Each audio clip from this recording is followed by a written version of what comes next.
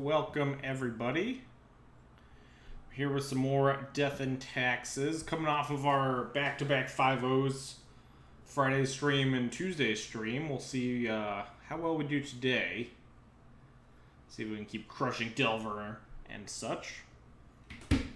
As a reminder to everybody watching, whether it's like YouTube or watching live or watching this VOD on Twitch later, we're running a giveaway.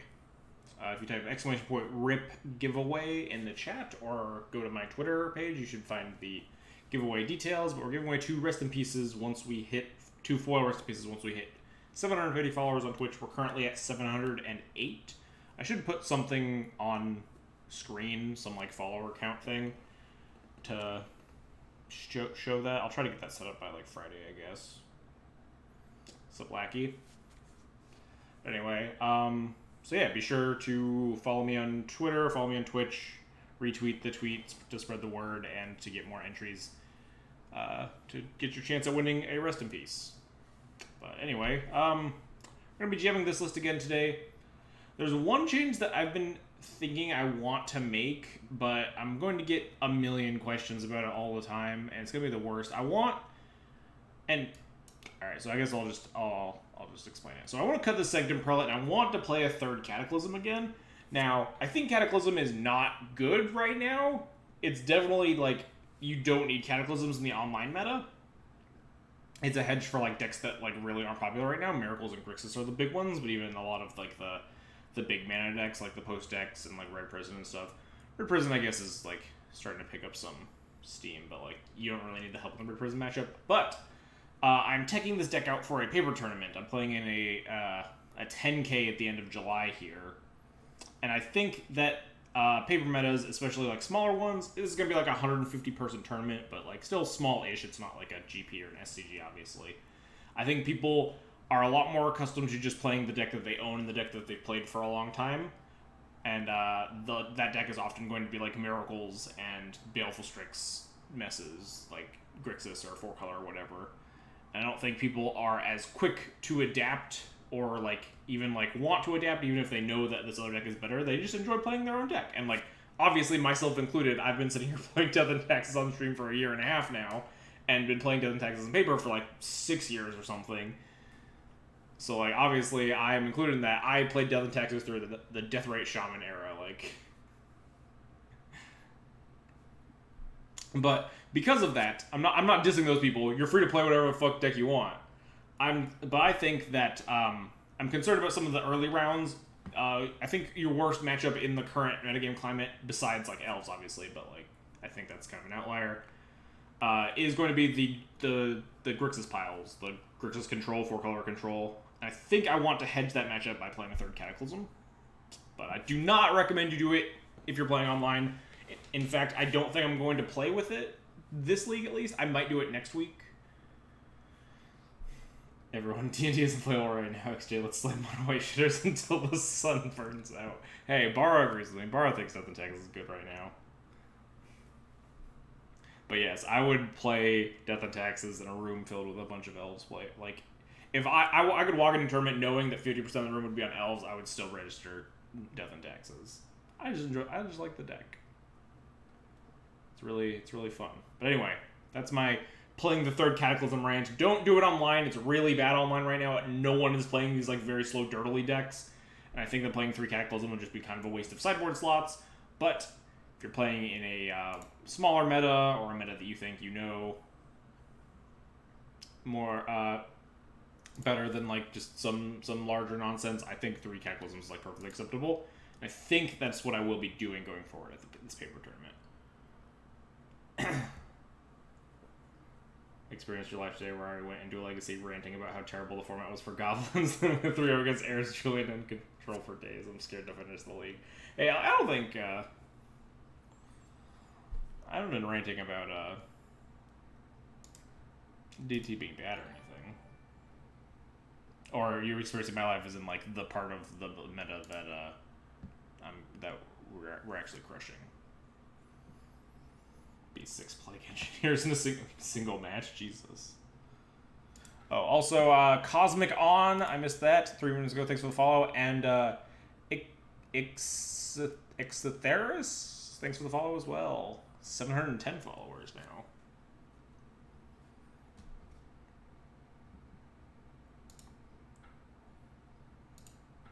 Alright, let's jam. Hey, look, we're on the top, what, 25, 30? With our 2 trophies. Alright, let's get this party started. His hand is medium. Very strongly medium. Mother of Runes is cool. Double Crocus sucks. Revoker is kind of bad.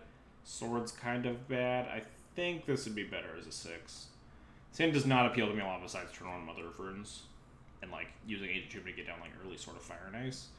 But especially with Double Crocus, if this were like any other card in the deck, I might keep this hand. I think we're better off with a hand with like either Vile Folly or Stoneforge. Yeah, I like this hand a lot more. I think we're gonna ship the Flicker Wisp. Awkward with a non-Vile hand.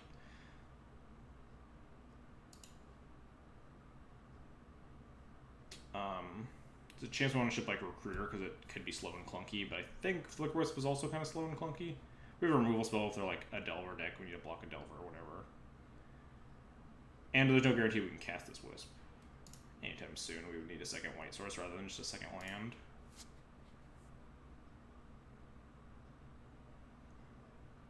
That Grixis Snow Control pile. Oh god.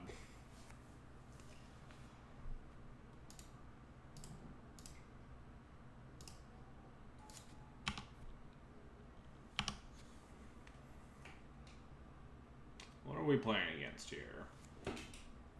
Camera too far to the right. An Ancient Tomb deck, huh? I don't know which one it is, right? It could be like some sort of Eldrazi, or it could be Red Prison. I think we're gonna grab Batterskull regardless. Could be D&T. It could be like a lot of nonsense. Could be like fucking Bomberman, right? But I think we're just gonna grab Batterskull, especially with Mother of Runes in play. It's the safest. If we get like Thought Knotted, that obviously sucks, but like none of our equipment are a good choice versus Thought Knots here. We could just Wasteland Ancient Tomb, but I think I like doing that next turn. I think I'd rather try to get pressure into play before trying to like randomly cheese my opponent. Just thinking if I want to play this Wasteland. I don't think I do.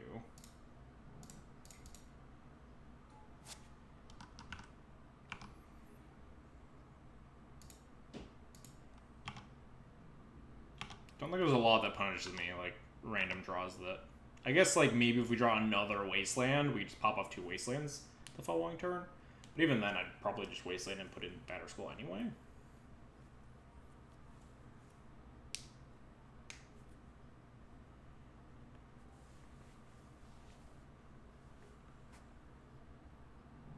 Okay, they're just Red Prison. So Batterskull's like not obviously not great against Red Prison, but all your equipment are pretty decent. Spyglass. Well, now my Batterskull looks pretty silly. I mean, it resolves. Main deck Spyglass seems a little bit unusual. Seems like not a great main deck choice when like, I guess I was about to say when Delver's a premier deck, but I guess it's like good against Ren 6. Any Wasteland, not even Stoneforge. Huh. That's why I didn't want to play Wasteland. There's a chance that like they played slightly differently if they don't know there's a Wasteland there, but Spyglass just lets them look at my hand. Yeah, we're just gonna make Batterskull here.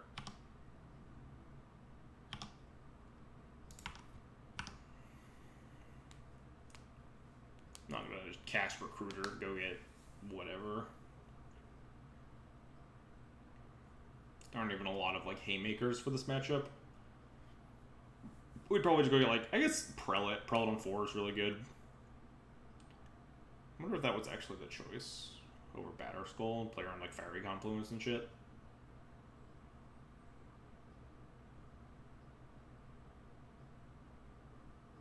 You also just play around Fiery Confluence by leaving up 3 mana all the time. They try to shatter the skull, we just pick it up.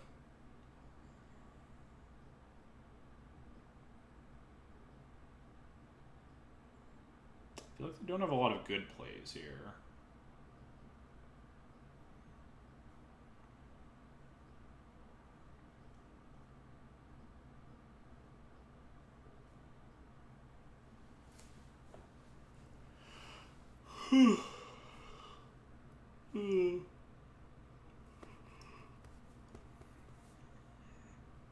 I do enjoy running into Red Prison when they just like keep turn one chalice on one hands and just like surprise, death and taxes, your hand's bad.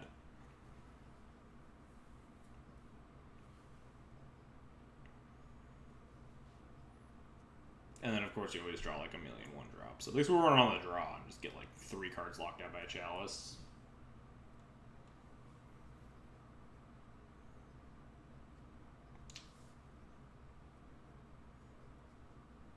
Hanging out here, waiting for my opponent to make their decision.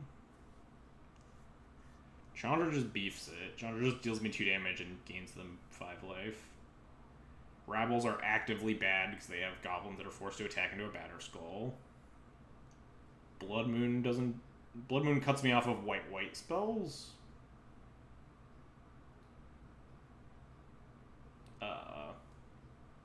They get like Chalice on 2. Not very good, though. Especially because they 3 out of 4 about the cards in my hand, and like Chalice on 2 doesn't do jack. Chrome Ox. They want more mana?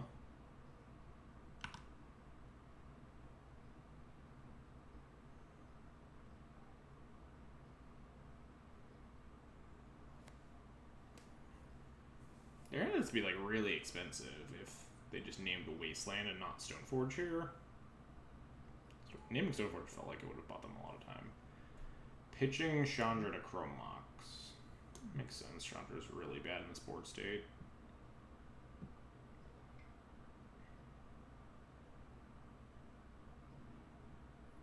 Karn Great Creator. That doesn't do a lot. They can't cast a bridge.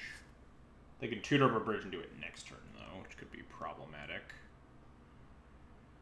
I mean, resolves.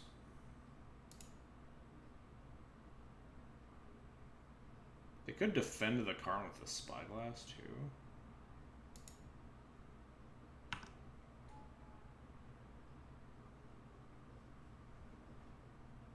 But then they can't tutor. Yeah, they're just gonna tutor here for bridge, I imagine.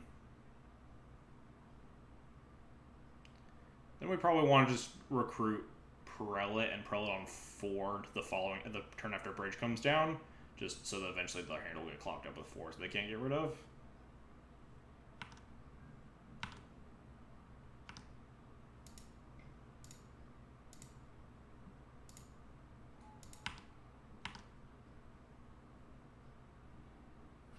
Ooh, Flicker Wisp. That's neat. Flicker Wisp can also just flicker out the bridge and murder them. We also flicker our Stoneforge, try to get GTA online to go under the bridge, but they might just empty their whole hand to next turn. So I think I'm on.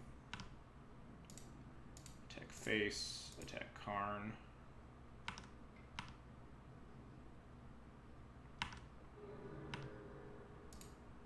Oh, my volume's too loud, isn't it?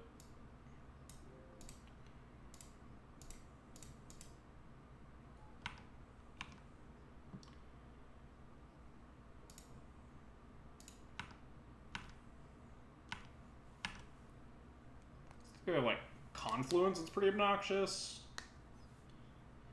But if they Confluence me, then we can Prelate on 3 and lock out the bridge, and just rebuild from having probably just keep the Mother Runes, honestly. They shatter the skull, like deal 2 to everything. We might keep the Recruiter and just whisk the Recruiter. This might be better than keeping the Mom.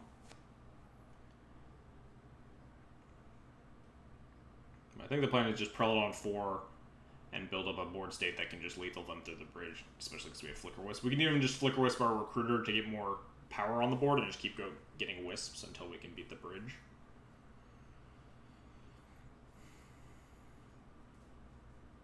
Should be pretty fine here.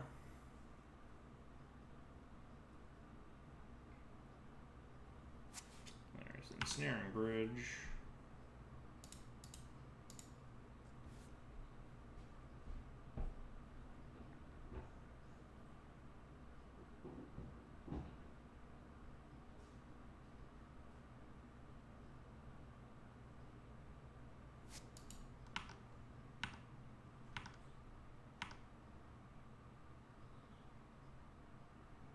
I wonder if I want to attack with this Mother of Ruins.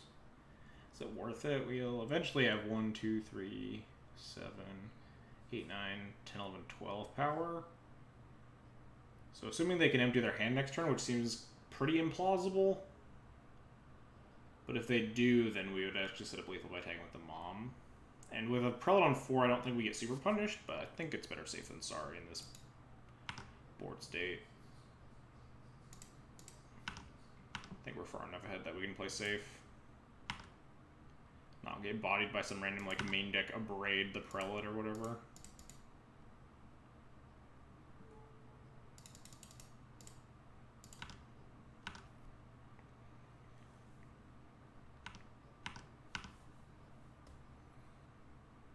I feel like Blood Moon me here gets a little bit annoying. Because then we actually can't cast the Wisp, we just need it. But then we just sit around and find a Plains. In the meantime, they can't cast any 4-drops. So if they draw any, then my like 1 attack creatures can start to get through.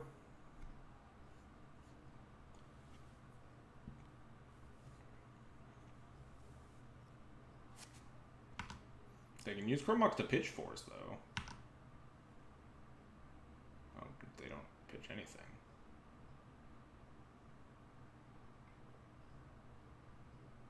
Do they just tap this for no mana? 3 ball, sure.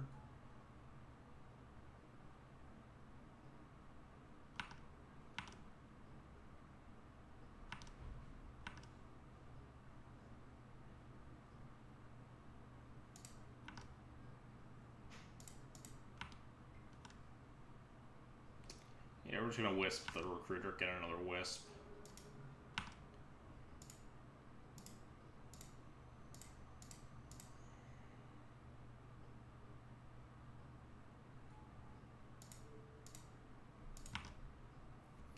Glacier 6, thanks for the conversion from a Twitch Prime sub to a Tier 1 sub. That's a weird notification. Also, I didn't hear it pop up. Maybe it's something to do with some weird conversion. But thank you for the resub, I guess. Just a different type of resub. Appreciate the support. Grab a Flicker Wisp, have lethal next turn. 1, 2, 4, 5, 6, 7, 8, 9, 10, 11. Exact lethal with Mom still up. You can produce like a blocker.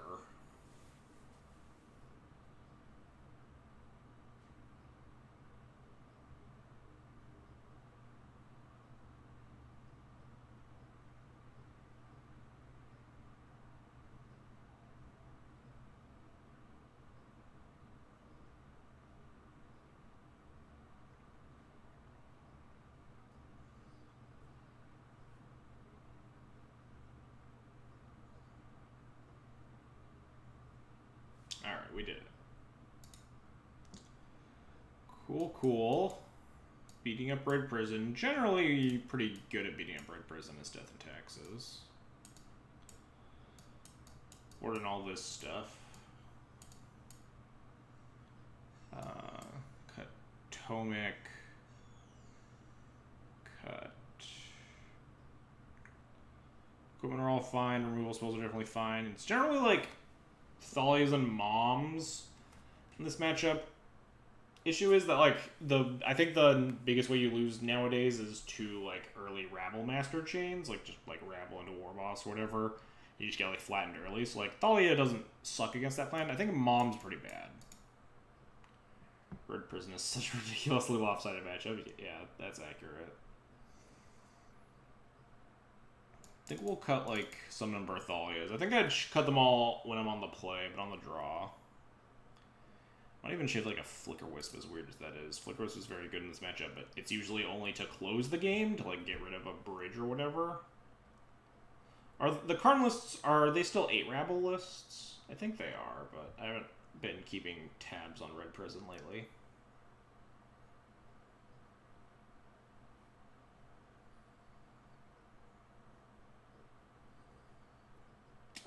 Spirit Keepers, medium. It's good against their random Wraths, though. It's bad against Sulfur Elemental, but that's life. A lot of the deck is bad against Sulfur Elemental. Maybe we just cut like that, leaving the Miser's Thalia. Have all this shit. This looks fine. Maybe I tried to board out all the Thalias still, even on the draw, but I have not played against this deck in a hot minute. See, these are hands that we're, like, going to keep and then just get completely iced by, like, Rabbles. And there's a chance I, like, don't even want to keep this hand. Needle helps against early Karn or Chandra. This hand is really weak to a Chalice on one, or a Legion, or, like, a Rabble effect. Maybe we do mull this. What am I looking for, though? Just regular removal spells? Less 1-drops in my, like, opening hand? It's hard to gauge what you would be mulling for. Stoneforge, Mystic, and removal spells, I guess. Most of these cards are cards you want to find late. Okay, I'm going to mulligan this hand. I think this hand is actually a lot better. I'm going to ship the Recruiter of the Guard, I think. We'll have plenty of time. We just want to weather the early game here, which is just, like, killing war bosses and shit. And Rabble Masters, setting up Stoneforge for some equipment. Having Council's Judgment to deal with, like, a Planeswalker of some sort, so it doesn't just, like, flatten me if they just have, like, Soul Land, Spirit Guy, Chandra, or whatever. If they get a handful of activations. Hopefully they just cast a Rabble Master here. Pitch Spirit Guide to Chrome Mox.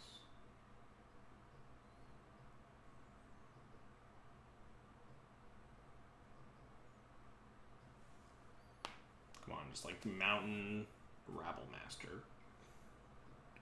Blood Moon. Alright, deal. You got it, boss.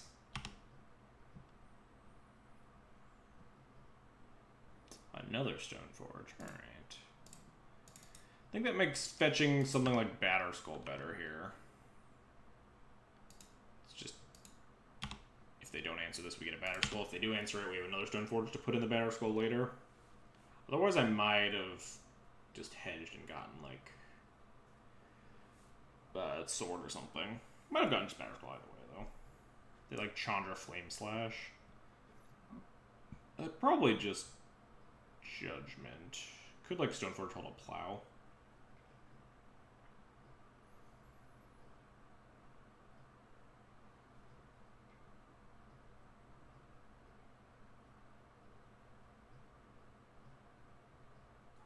Nice. Nice 3-ball opponent. Alright, we drew that.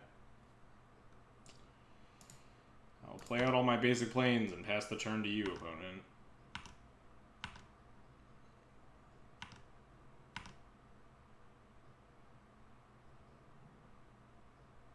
Opponent only has 2 cards in hand. I'll never understand people who live in 3-ball against mana and Hellfile decks. I mean, it's okay on the play sometimes. Like, they have so many bad cards in the matchup. It's hard to tell which bad cards they're going to board out at any given time. I think I'm just going to Judgment this Ensnaring Bridge.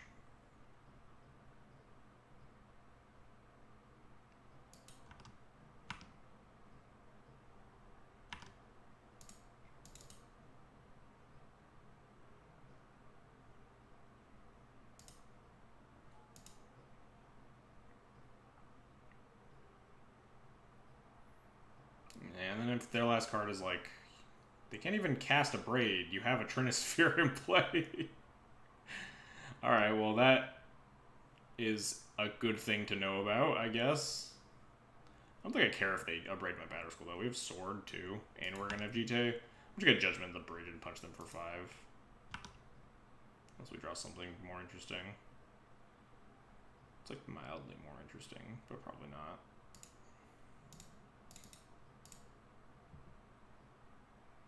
Maybe they'll vote for their own Trinisphere so they can kill the Batter Skull. They voted for the Blood Moon? What?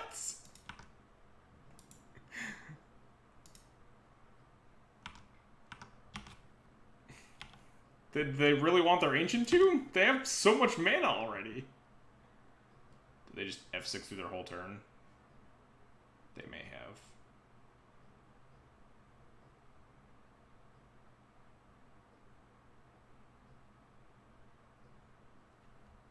Yeah.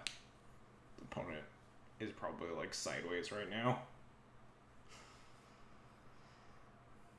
F6 through their whole turn. Now we can just pick up Batter Skull in response to a Braid. Maybe we'll just let it happen. Out of the goodness of my heart. Shame Scoop. Might also just let it happen because I kind of want to let it happen and just cast more relevant spells. Like cast Stoneforge, get GTA, put in Sword.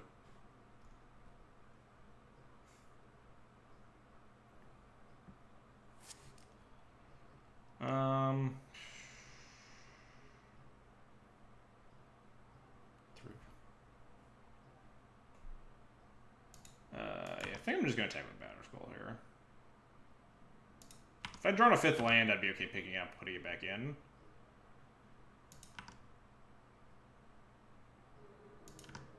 Alright, they just take the damage, sure. Oh yeah, never mind. The Stoneforge costs 3 mana.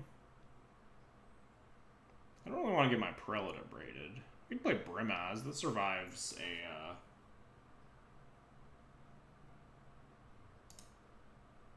Yeah, I should have attacked with Stoneforge.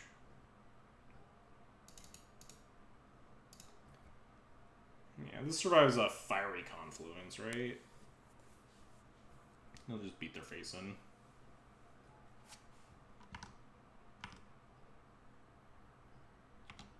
They just not have the Abrade?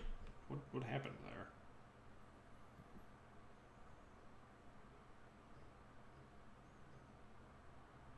Opponent wants to cast Abrade, yeah, and they just like also didn't cast Abrade there? I'm very confused.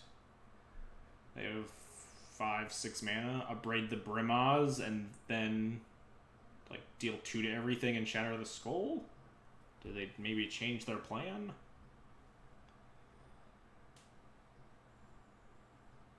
They can't even do that. They have a 3-ball. They need a land first. Their hand needs to be land, Abrade, Fiery Confluence. Opponent, I really have to go to the bathroom. I should have done it before the stream, but if you would kindly die so I can go to the bathroom, I would appreciate it.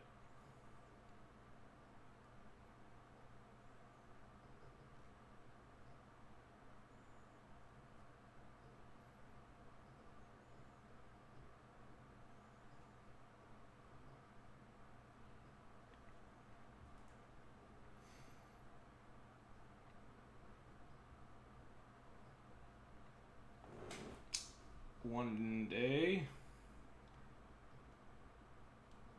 Can still pay 1 mana for life for dismember, right? That's how it works. I don't fucking know, actually. Yeah. Alright. Oh, they have Land of Braid? Oh, wow. I actually called it. Land of Braid Fire Confluence was their line. Alright, well, we'll play Prelate on 4, I think, here. Prelate on 4 turns off, like, their best draws, which would be, like, Chandra and Karn and Fiery Confluence at this point.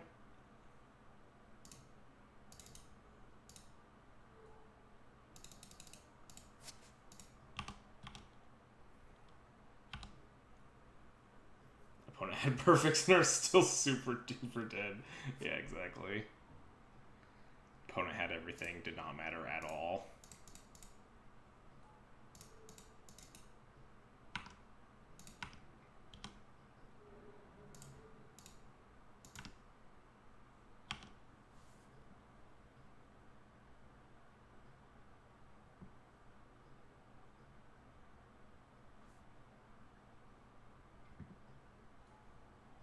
can't block opponent.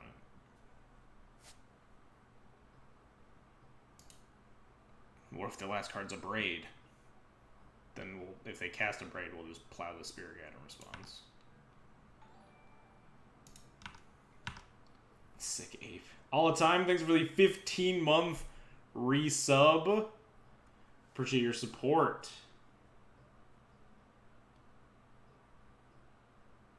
You dead. They could still have the Abrade and not die, I guess. Okay, yeah, they're dead. Because they would go to 1, but they just, like, accidentally went to blockers. Alright. I'm gonna go to the bathroom real quick, which I should have done before the stream, but I'm bad at planning, so I will be right back. I guess I can make, like, a...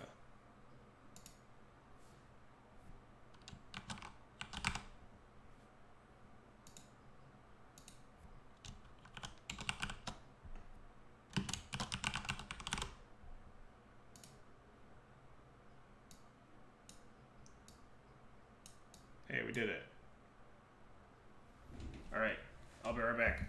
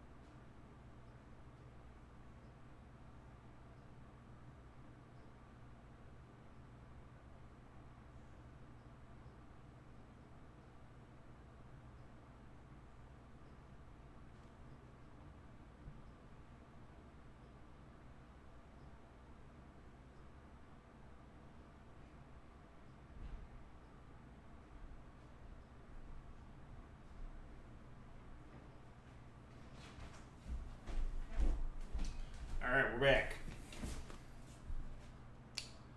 And take off this title. Goodbye, title. Alright, what did I miss? Pretty sure the way to go to 3 ball is dismember because it's CMC3 and delve. If you choose life with Phyrexian, it's not mana. So it doesn't work? So dismember doesn't work versus 3 ball? I didn't think it did, but I wasn't 100% on that. Oh no, I woke up the cat. Now she's here to bother me. Hello, kitty.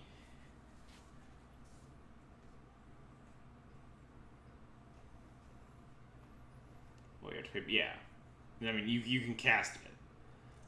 Oh wait, so there's no point unless you like didn't have enough black, right? You should just pay 1 black.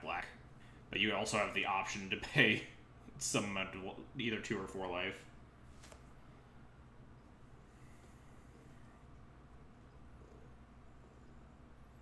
Yeah, if you had like a basic weight, if you had 3 basic wastes in play and there was a 3 ball, you could still cast your Dismember. But like if you had 3 basic swamps in play, you should just not pay the life.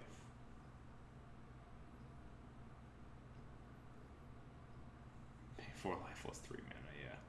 Not the best deal in the world. Hello, kitty.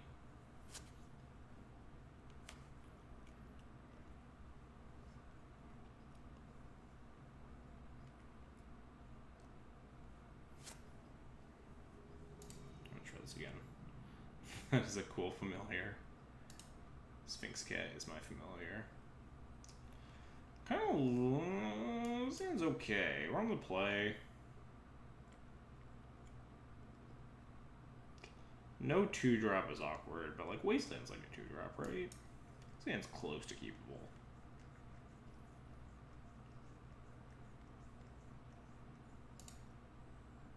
Vital's just such a good Magic card. Probably keep like most hands with Aether Vial in them.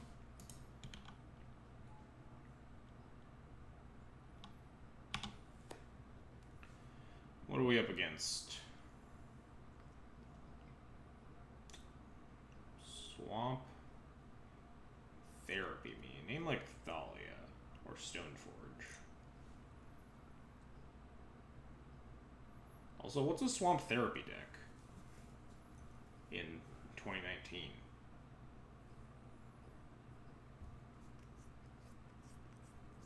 I don't think I have very good plans against any of them, considering my plan next turn is have a Mother of Runes and die. Yeah, the name Thalia.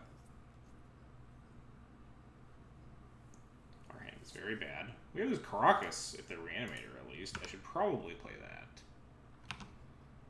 Never mind. Thoughtseize effects! Swear to God, they're Vampiric Tutor for your opponent.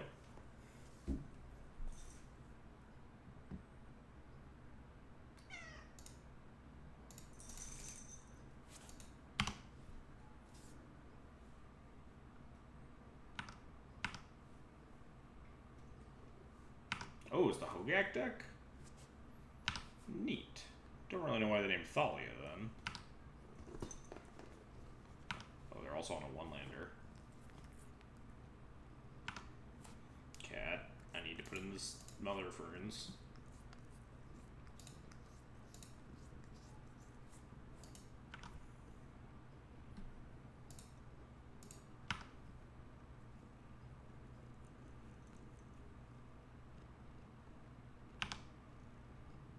Ooh, Swords of Plowshares. I don't think I want to play with Signature Supplier.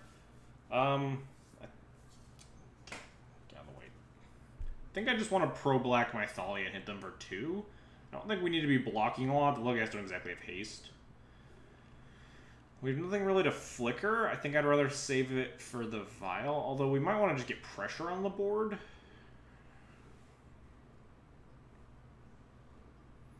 Yeah, that's probably actually the play. Flickers isn't going to do a lot, especially pre-board versus my opponent. So let's just like slam our foot on the gas pedal here. Pro-black Thalia, attack with Thalia, flicker Wisp our Caracas.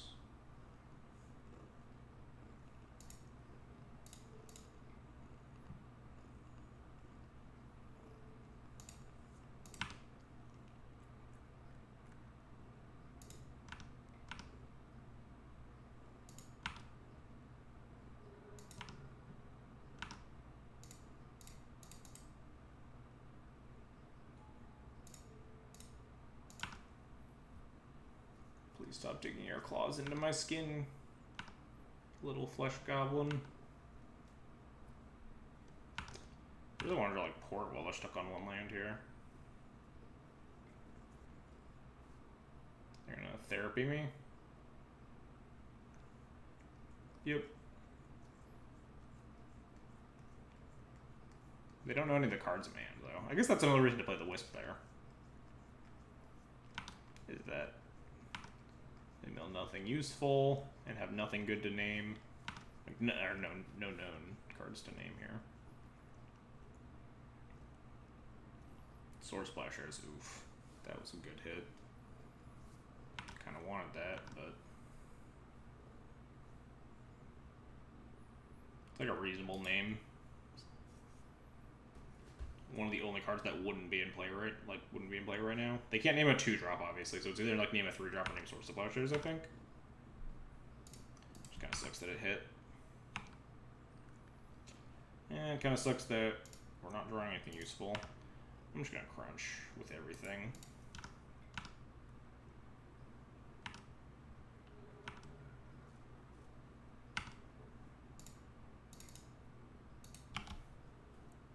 You need to kill them before they get whatever they're trying to do going here. They had a slow start on this one-lander, so. Alright, they're just dead. Nice. Beat the Hogak Menace game 1. That's always helpful. Definitely want these. Probably don't want that. Probably don't want this. I think we considered Chalice because this deck actually just has a ton of 1-drops. Probably need this Path Exile, right? Do I want like Needle? Needle for Altar? Oh yeah, they have Goblin Bombardment too, so Needle's worth it. I don't think Callous Judgment is good enough. 3-mana removal feels really clunky, even if it. Chalice on 0. Yeah, no, Chalice on. Did I say Chalice on 0? Chalice on 1 would be like the only thing to put it on. Because they just have a ton of 1-drops. Relic Order seems medium. Can you just sit? I'm not going to hold you up. You always just want to be held up. Just lay of your own accord, please. So what sucks here? Spirit Keeper sucks. Brimaz sucks. Jailer sucks. I'm pretty sure Prelate sucks.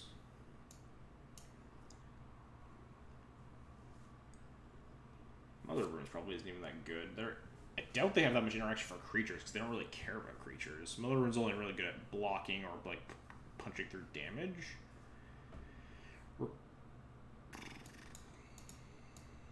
These like the 2 maybe columns. Thalia's break bridges in multiples. That's about it. They're not that great. They're like okay. Wisp is also pretty strongly medium.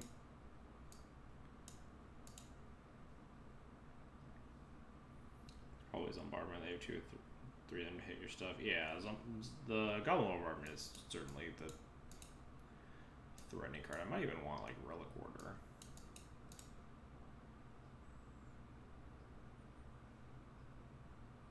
We've got Wisps? Maybe not. Maybe we just have to kill them in the air. Are our equipment good? Yeah.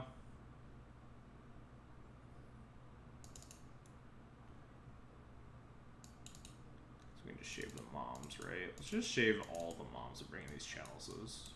Try that. Don't know what their interaction suite looks like, if they even like have one besides Goblin Bombardment. I don't think we can keep this hand. I'm not gonna like aggressively mulligan for Graveyard Hate in this matchup, I don't think. But this hand just like doesn't do shit. Alright, this hand seems a lot better. Oh god, I love the London Mulligan whenever you draw Batterskull. Goodbye, Batterskull.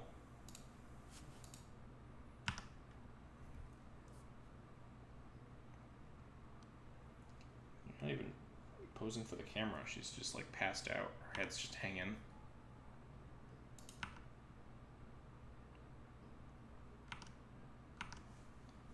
I wonder if I'm supposed to plow this Stitcher Supplier.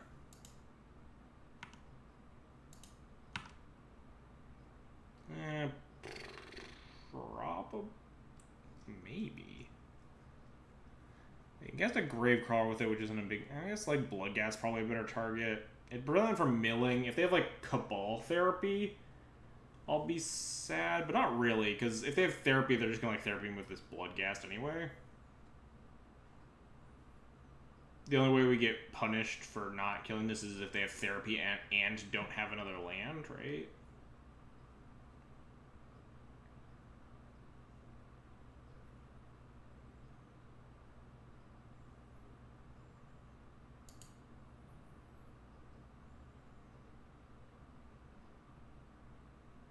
Is there another world that we get punished?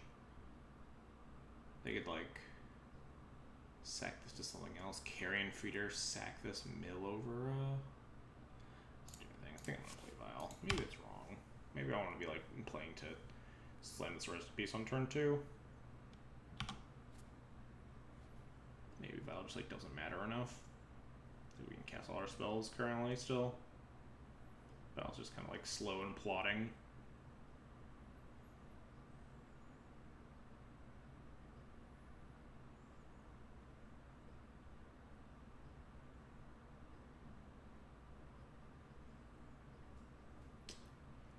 Back to Bloodghast. So they have Wear Tear. Imagine that's what the Scrubland is for. I guess playing Aether also just like walks into a...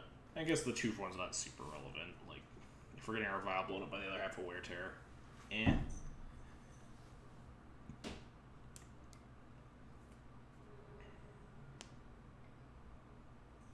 it Altar? Nope, just Gravecrawler. Carrion Feeder. Probably sack the Supplier right now? No? Interesting. You still have 4 cards in hand, and right now Rest in Peace actually doesn't do anything. So, like, if they have the Wear in hand, then, like, my Rest in Peace just gets blown up to absolutely no value. If they don't have it, though... I think I'm pretty incentivized to play the Rapiers because they can go crazy with Carrion Feeder and like Gravecrawler and Bloodghast and stuff. I just need to like play it and cross my fingers, I think.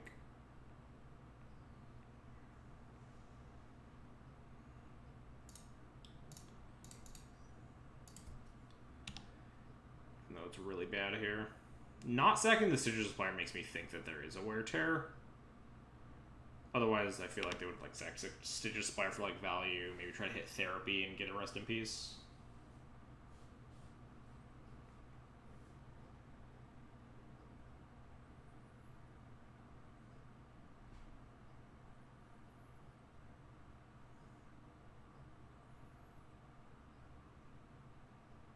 Next turn we can at least like plow the Carrion Feeder and Violent Stoneforge and port them. Crunch for a lot.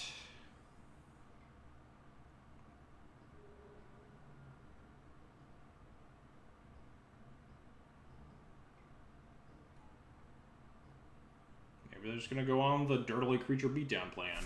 Not very good when I have a Stoneforge Mystic rolled up, at least.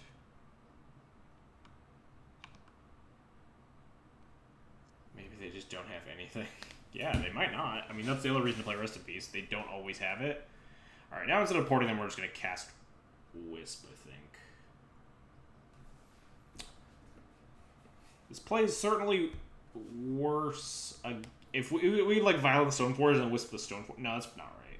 We don't want to get 2 equipment. We want to Wisp our planes to get Plow up here. And then probably end step Plow this Carrion Feeder or something. I guess maybe just in response to some removal on Rest in Peace.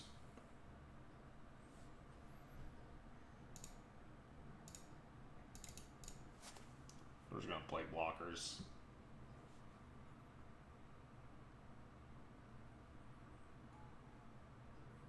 Don't get Therapy. Yeah, not like putting in the Wisp at or not putting the, yeah, putting the Silver at instant speed is better against Therapy.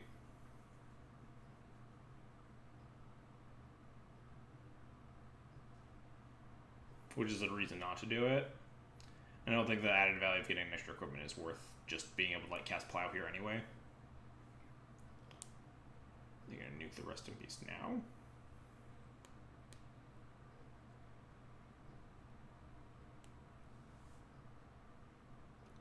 It's not great for me.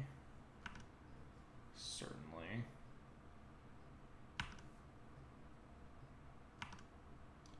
Meld over another Bloodghast and another Gravecrawler.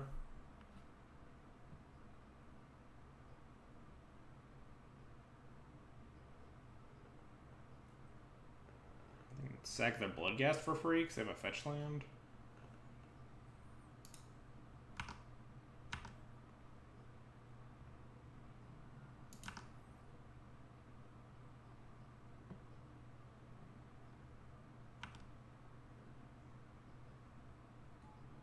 Wait, why didn't they...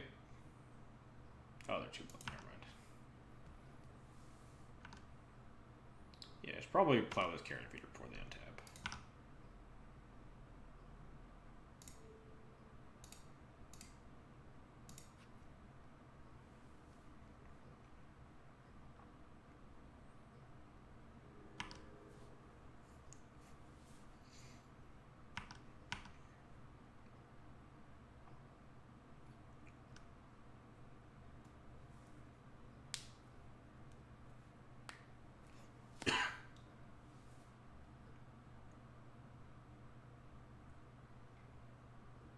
What do you got? Cabal Therapy. I think I just let this resolve. They have to name Stoneforge here, which is, in fairness, like a pretty reasonable name. No, they named Thalia, okay.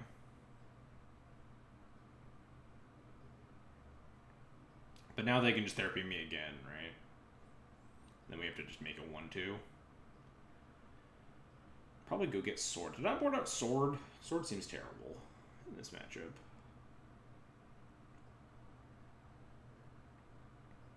Thalia seems like an awful name because I definitely would have just put that in if that's what I had. Stoneforge would have been like the 200 IQ name.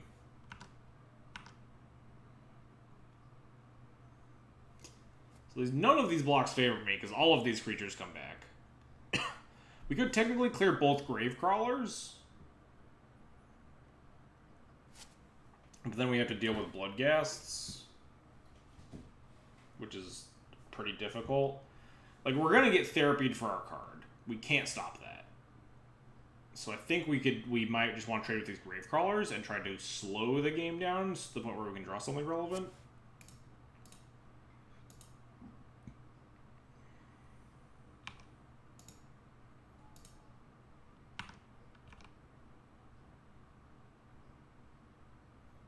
I'm just going to grab Sword here.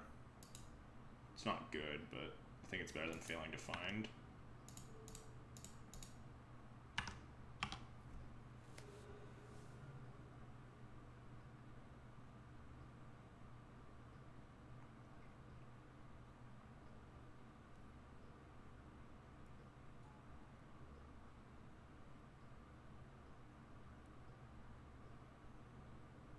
Yeah, that's fine.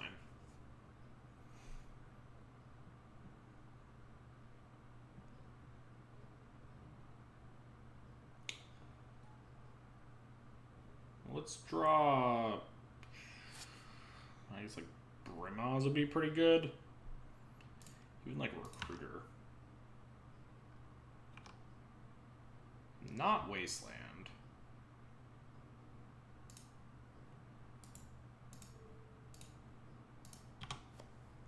We go to 3 here, and then... Actually, I probably didn't want to activate that Wasteland, so we get a top deck Batter Skull, right?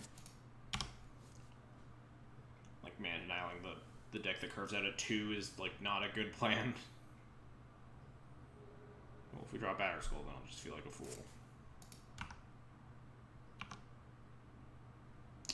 Swords Plowshares does not do it. Let's go to game 3.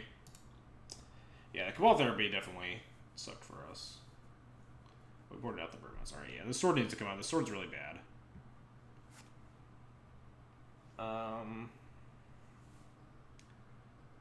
Brimaz might be good enough here. Mom is okay at actually blocking all the little piddlers. All the little idiots. Like, maybe Mom's better than some of this other shit.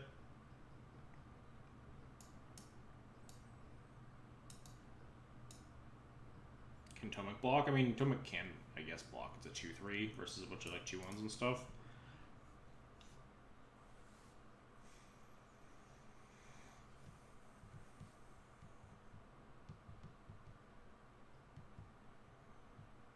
think if I wanted like blockers that cost more than 1 mana, though, I'd just be like playing Brewmaster Spirit. Spirit Keeper's bad though, because Rip's irrelevant. Mom and Chalice is definitely a dyssynergy though. I think I'm fine with just Brewmaster, call it a day. Do I keep this hand? Is this hand good enough? Probably not. It's got a Vial removal spell on Stoneforge, but Stoneforge is like really weak against Cabal Therapy, which is like the main engine of this opponent's deck. We can like Vial into Port and stuff. Attack Mana Light hands, but I think, what am I looking for on a 6? Just Graveyard Hate, probably? Stoneforge Mystic is very strong.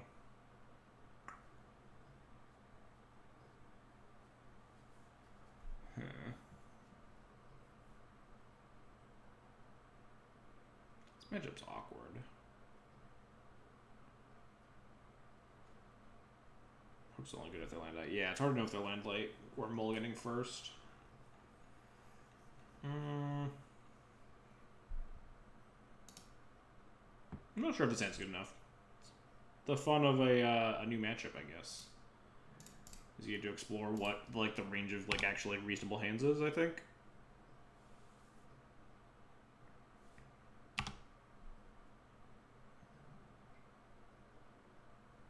Just actual Thoughtseize. Alright, well this hand got a lot worse. Well, we're gonna port them.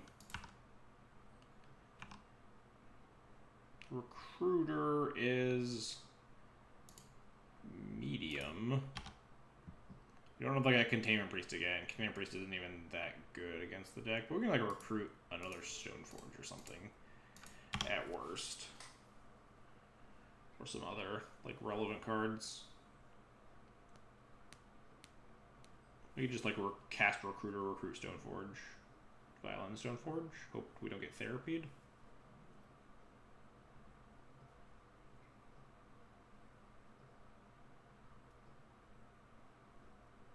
Well, Stoneforge playing is certainly worse. No Priest on the side feels bad, man. I mean, Priest isn't even that good in this matchup. It like only hits Bloodghast, right? And makes your Flicker Wisps Vindicates.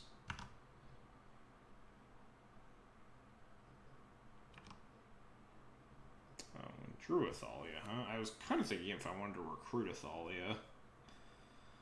Because I want to get this Recruiter out so they can't just like play a thing and therapy me. We could get a Revoker. We could just get a Wisp. If they play a thing, flashback the therapy on the Wisp. It's not the end of the world. We still have a board state. We could also just like port Thalia. We could like play Vial, port Thalia. Maybe that's actually the play. Kind of like that.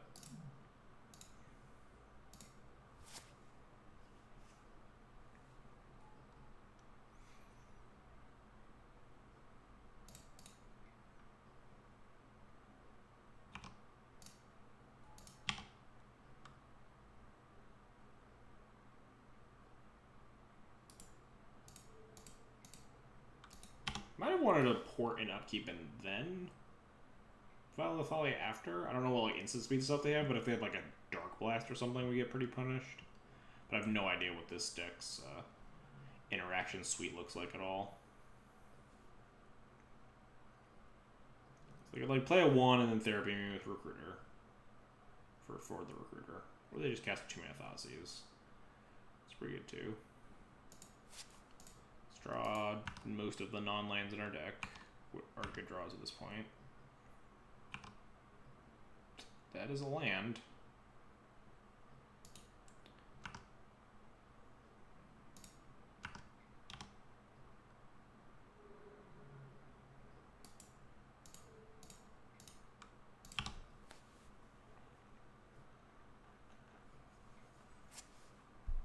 I guess I shouldn't F6.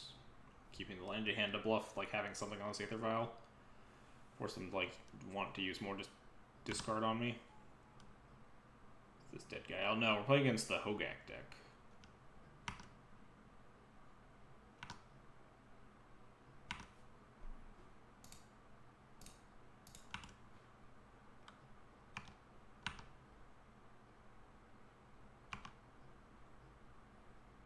Alright, we probably need to start playing land drops. Can we afford to attack? We're currently winning the race. One only has 3 cards left in hand. I think we want to be on the offensive right now, but that could quickly change.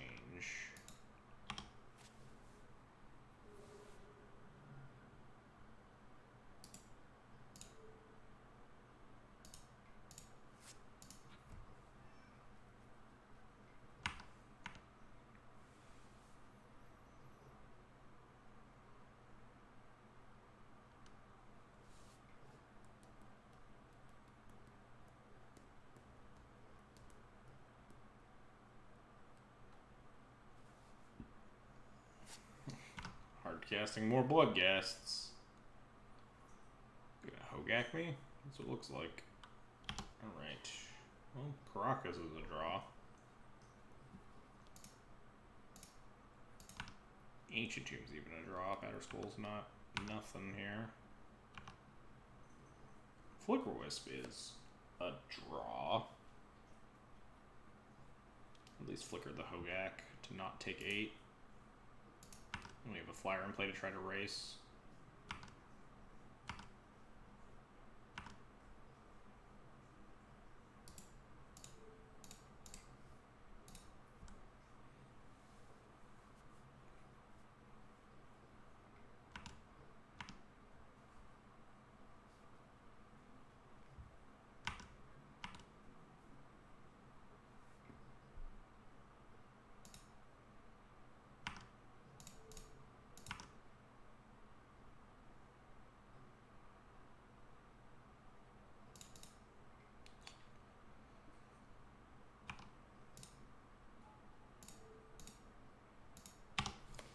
With the Hogak, we only take 2.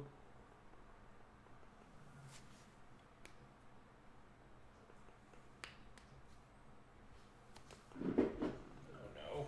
Stop knocking things down, cat. You monster. Getting back the blood gas, what else do they have? What are we trying to draw? Just creatures. An Ancient Tomb. Oof. Altar is bad for me.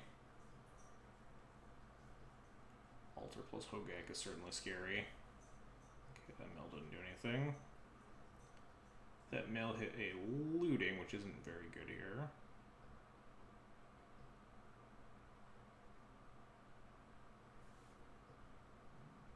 Oh, they do subtle land drop left. That's much worse for me to not know that. Yeah, it's a fetch land, so they just get to like mill themselves a bunch more. If they find Bridge from Blows, we just fucking get iced.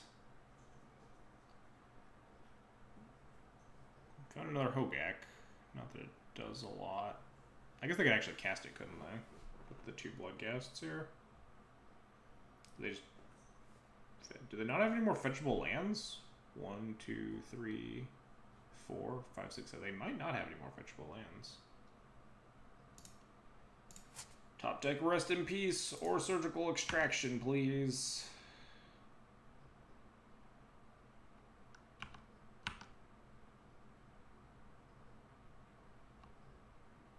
Kragus wouldn't even do anything, right? They just sacked the Hogak. That was not a good draw.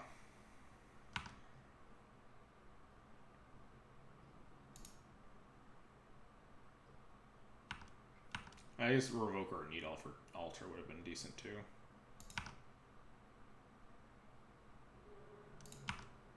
We're probably dead.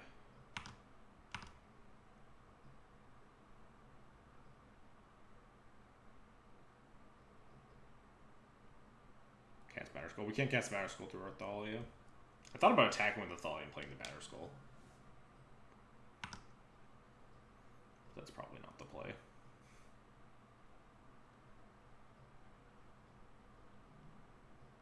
Oh, they have another scrub land. I guess that makes sense. You wouldn't play just one scrub land.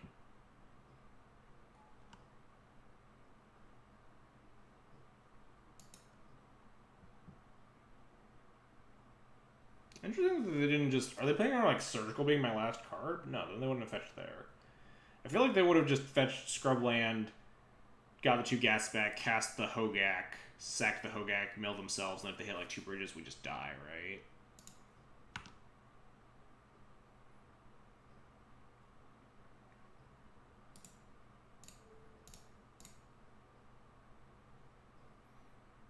Our out is that they somehow can't kill us with this board state. And then we have lethal if they if they don't have an untapped Hogak by the end of it.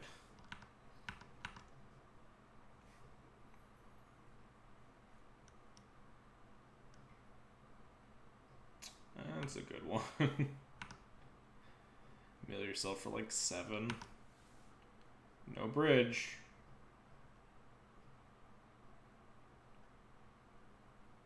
They only get to look at 4, 12, 30, 16, half of their deck. Maybe all 4 bridges are at the bottom.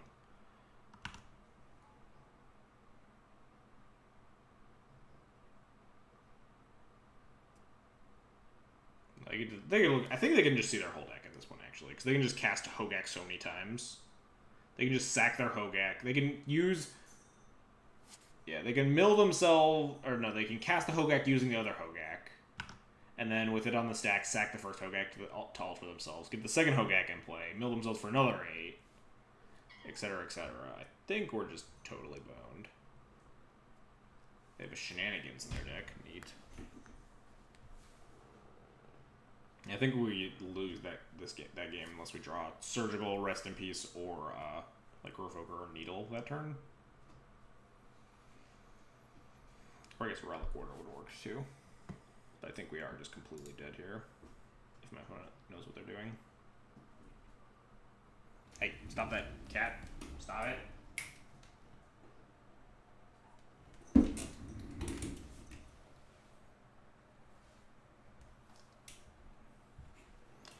Opponent is trying to like super hardcore Galaxy Brain here. We're just dead. Like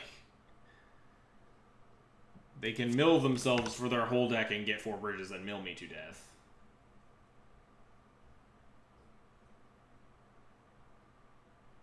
Every untapped black creature is mill 8 cards, so they can mill their whole deck, find 4 bridges, infinitely Hogak me to death, unless their 4 bridges are at like the bottom of their library. Okay, resolves. You probably didn't want to do that in that order, but okay. Probably wanted to tap the Hogak to do that, and then also sack it to alter before it resolved, but okay.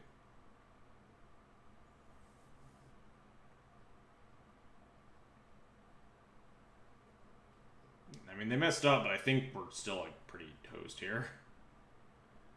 Well, they just messed up again, but as soon as they find... Yep, they just found 2 bridges, we die. Like...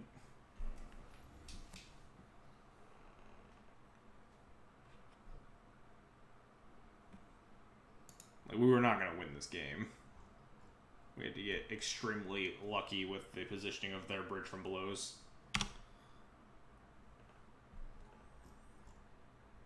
And just like fuck up a bunch, and it doesn't matter because they had like so many ways to just mill themselves for 1,000,000 cards.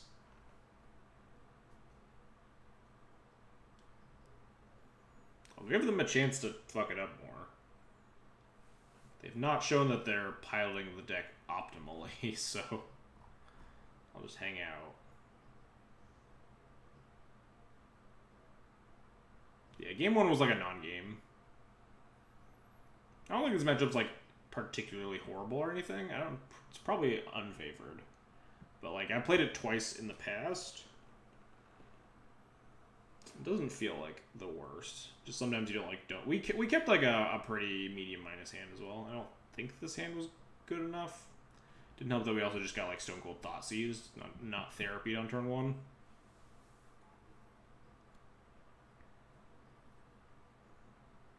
Is Hogak a Menace Legacy now? Not really. It's like a deck that you can play, but it's definitely not like busted or anything. My opponent doesn't even appear to have Goblin Bombardments in their deck. They have 7 cards left.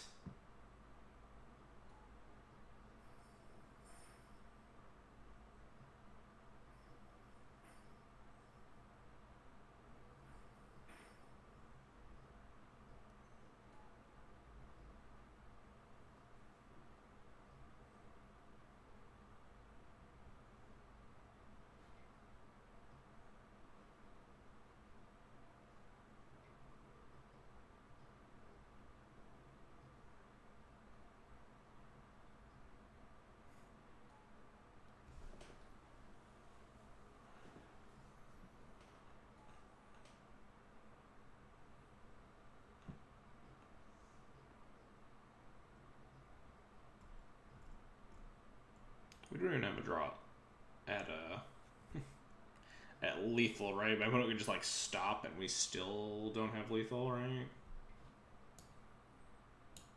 Alright, I'm bored. We're dead. Love watching some D&T though. Sweet. I love playing D&T. It's a sweet deck.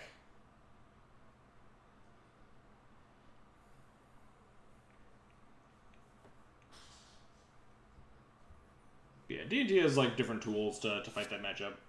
Not really sure how many of like you need your tools to line up well, but obviously game 1 was a non-game. Game 2 was like pretty like randomly very close. I think we kind of got smushed, but they also had like a lot of discard. This is actually Jonathan Rossum or whatever that guy's name is. That sounds good. I'll keep this.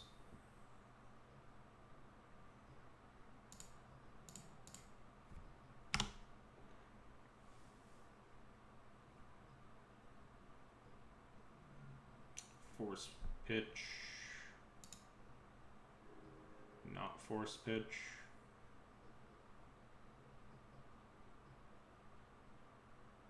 I feel like you already kind of committed here. Force pitch TNN deal. We have a second land. Hopefully we'll find a third. Yeah, felt like a Delver player.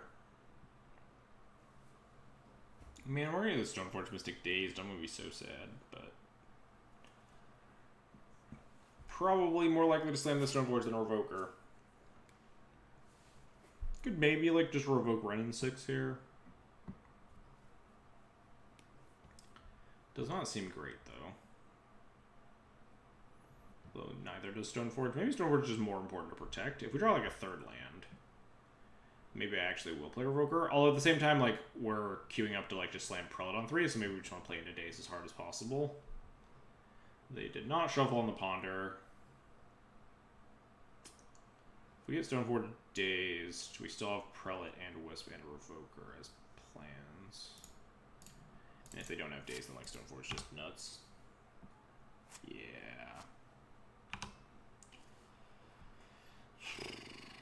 So do we get Batterskull? There's like no way it doesn't die. All these other equipment kind of suck.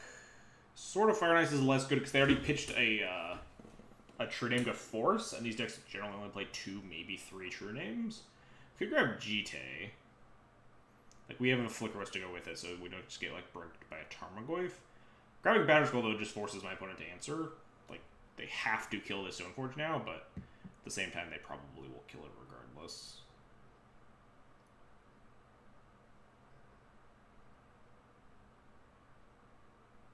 Let's grab GTA.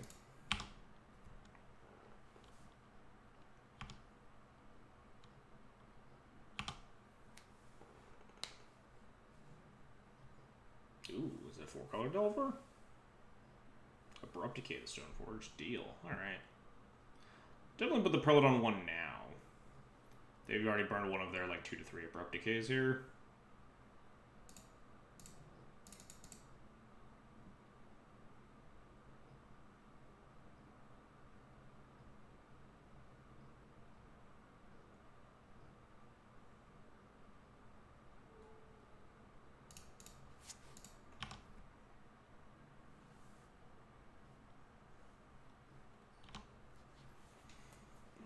Revoker for like Renin 6. They could have like second True Name here. We're still in an okay spot.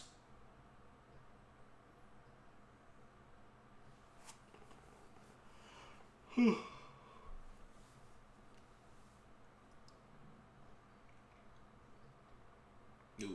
looks like second True Name. It's kind of a bummer.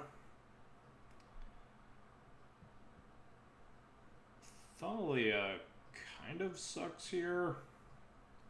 Wisp is mediocre. Revoker is mana inefficient. Maybe it just has to be Wisp to try to race here.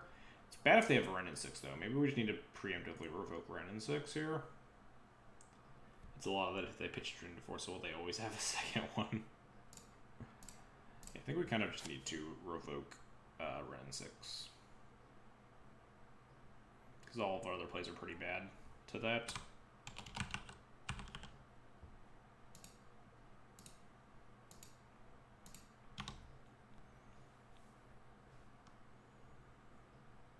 So they need a follow-up threat for this turn to be threatening, right? They need to, like, cast a Tarmogoyf next turn.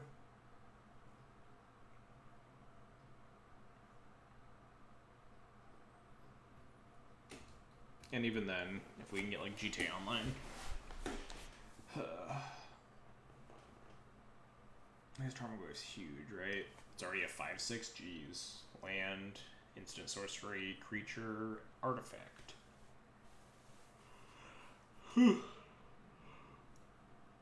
Might be a little problematic if they have a Tarmogoyf here. I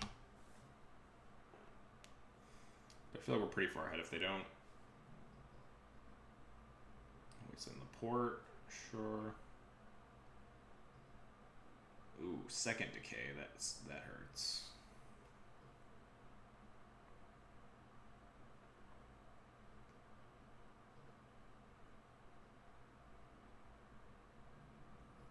I only have 2 cards left in hand, though.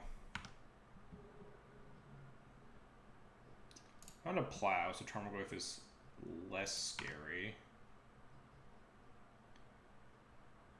I'm not a huge fan of just casting Jite on this board. They did shuffle on their Ponder here. If they can't answer the Revoker, obviously getting this equipment online is good. But at the same time, if we just spend our turn casting Jite and they have a Bolt, we can't really equip very reliably. But the Thalia locks us out of casting the Jite until we find another land. But I think playing with Thalia here is okay.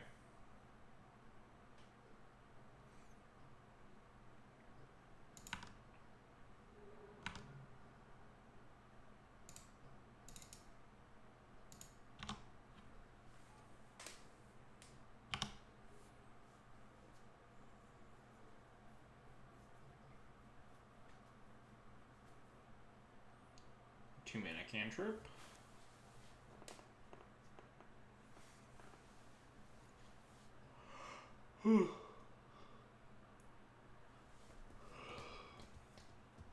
As always in the Delver matchups, you just really want to draw more lands.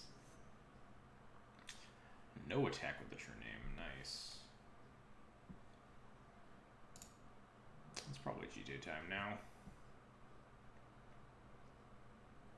Play Wisp here. Play around Spell. These decks don't traditionally play Spell Pierce. The Black Splash usually plays Thought Seizes and stuff instead. I think I'm fine just jamming Jite here. They could daze this. Nope.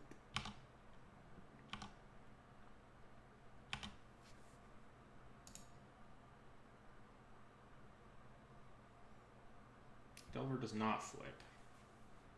Land, creature, or run in 6. Probably the Wasteland here. Run in 6 that can't do anything. True Name's still not attacking. Might not even play this port because it just gets eaten by Wasteland. I don't like that this is set up for, like, if they, like, bolt my Revoker, ping my Flicker Wisp or something, then we're just completely shit out of luck.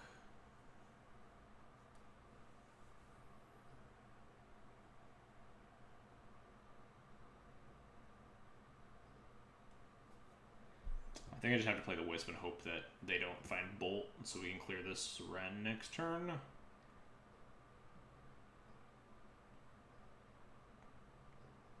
Might just play the port and play around Daze. No, the Delver didn't flip, so they don't have Daze.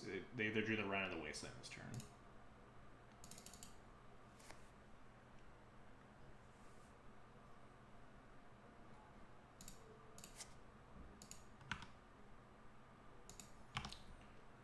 Pray that that they don't have a Bolt here.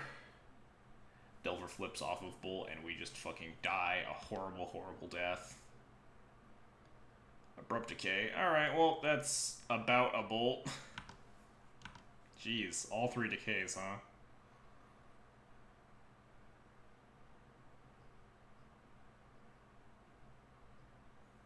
Oh, whoops. I can decay the Revoker, ping the Wisp now, and just, like, totally brick wall me. Yup.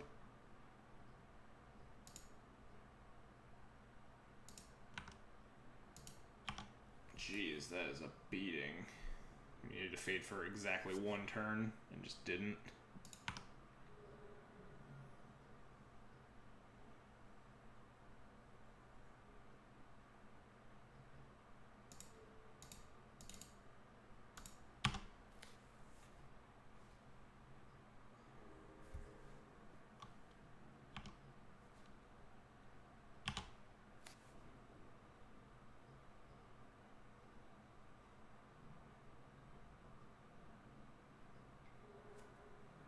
Provoker off the top. All right, we're playing a game of Magic here.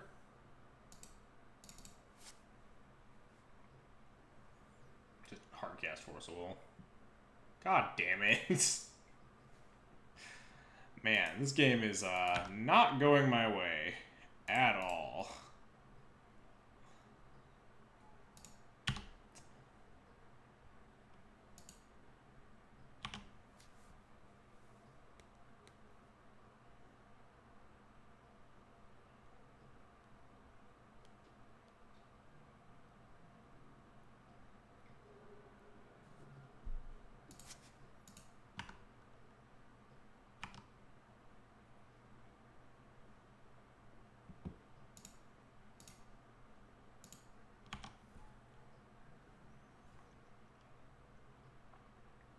We're just dead, right? We're going to 5. Okay, we're not actually dead. We're just mostly dead. We go to 5. Next turn on tap, we have like the Violent Thalia on end step equipped with GT. Attack and like gain 4 life or whatever.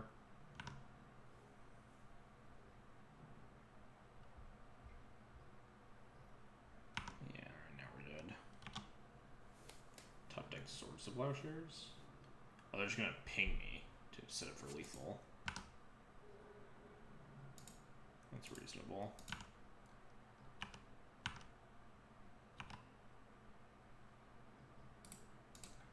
Jeez, that game did not break my way. Alright, sideboard time.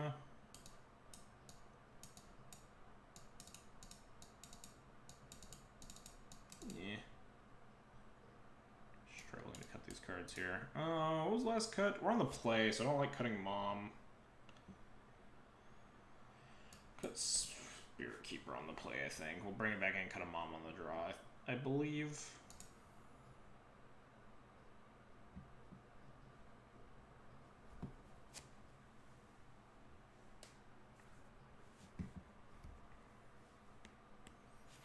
Right down to the hard cast Force of Will. I guess we maybe could have like played the ported them and played Revoker there. Try to get back into that game. Then they have like Brainstorm to turn with. It's probably the right play though. Play around hard cast Force, cashing in my Rishadan port there. It's probably a misplay.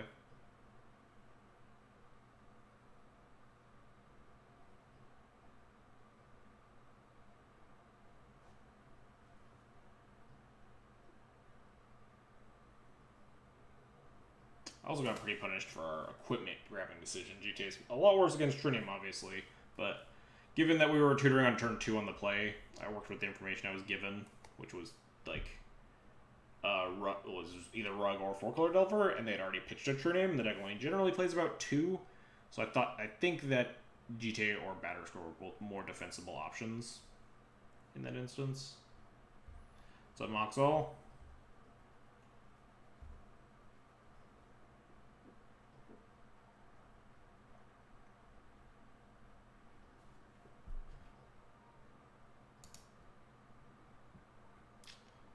Escapable.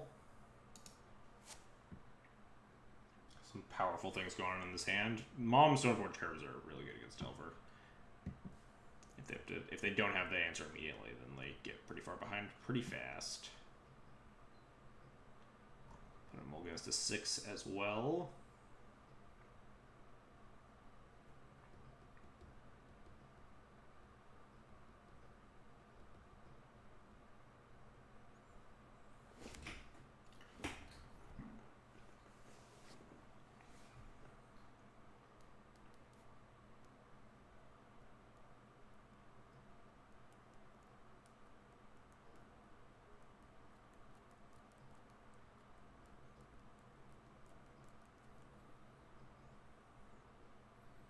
And if they don't do have the answer that they don't have a threat in play. Yeah, exactly.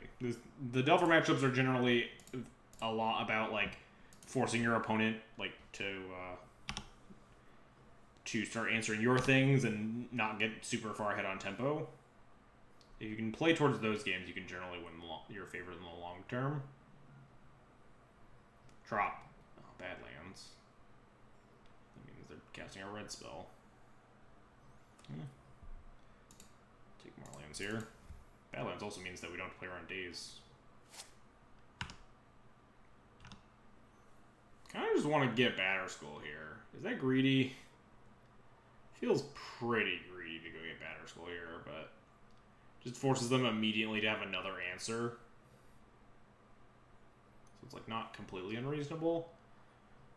Sword is the other option, I think. And I think Sword's actually like kind of lackluster against. I'm gonna grab Batterskull. Just force them to keep answering my stuff. If I grab Sword, they have like time to go find Ancient Grudges and shit. Waterlogged Grove? Wow. And also Second Bolt. Interesting. Yeah, they're full color.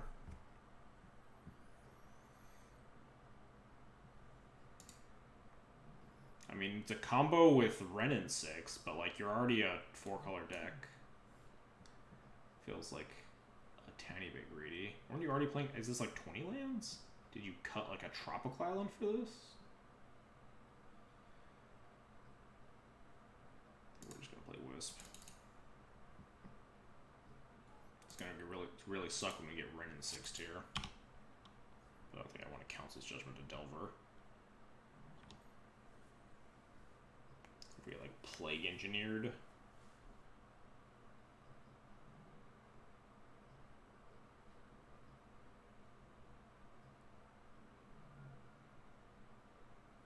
Current plan is hardcast this Batterskull.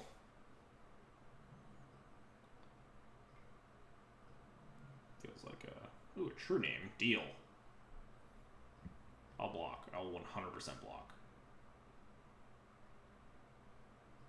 Actually, no, yeah, I block. Wow, crap. He's actually making me. Do I block? We're winning the race. They have 2 cards left in hand. We're just gonna go land Judgment this true name, and then like we can just try to race this Delver. Maybe we don't block. Maybe I lied.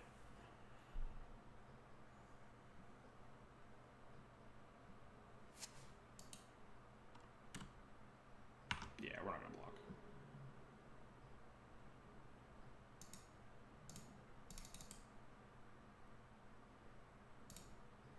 Get out of here, true name. I feel like they wanted to attack first if they were going to just cast true name that turn.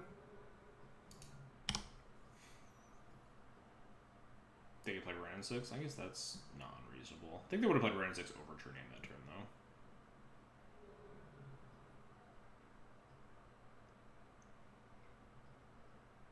Plague Engineer. Oof. Should have blocked.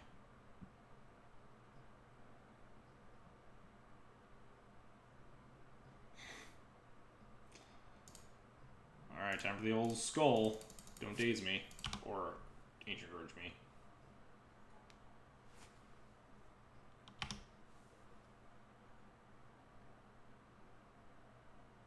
Yeah, I probably should have blocked. Winning the race is less important than just, like, making sure you don't die. And Flicker Wisp is, like, a pretty fragile creature.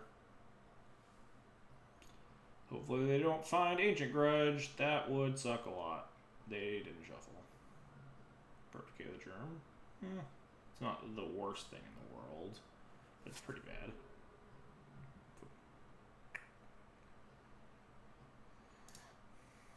Play Thalia and pick up Skull.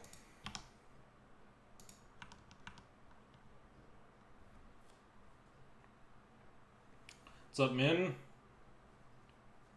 How's it going?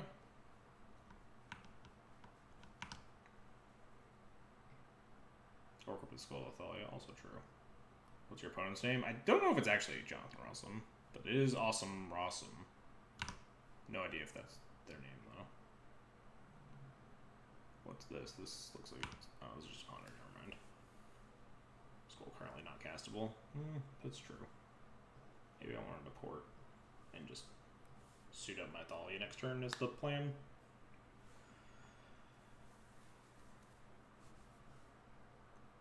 That seems like a reasonable plan. First strike is good versus Death Touch, that's true. Yeah, I probably wanted to Roshan port the red source last turn. They couldn't top deck like Grudge. This Ponder finds a grudge, we're in a pretty bad spot. We're taking 3 here, going to 8. We're gaining 5, but they get to pop the Batter Skull after.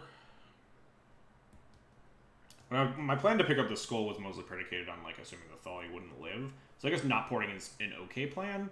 Because if they kill the Thalia, then, like, if I ported, then we're, like, severely far behind.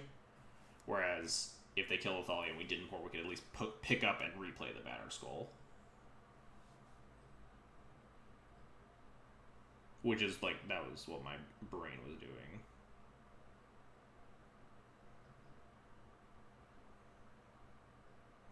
This Ponder's taking a while, so I imagine there's not an Ancient Grudge in there.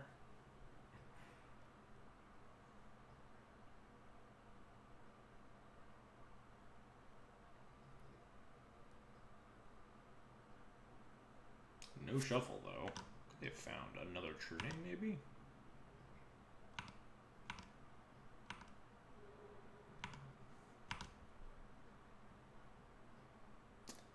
Plow's nice.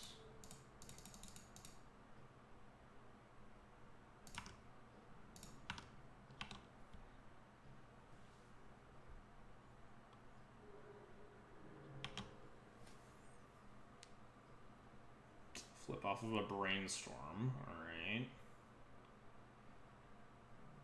They just have the Ancient Grudge. That's not good.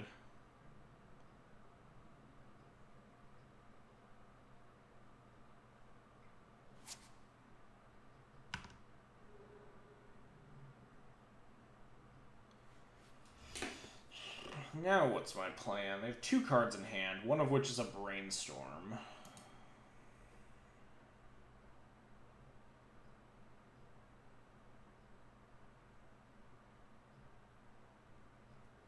They don't have this Ponder. Definitely an interesting turn, because we almost can lethal them, right? I think I'm attacking here.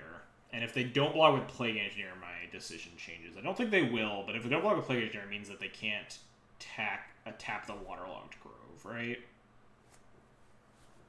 Yeah, I think step 1 is attack and then make decisions based on that.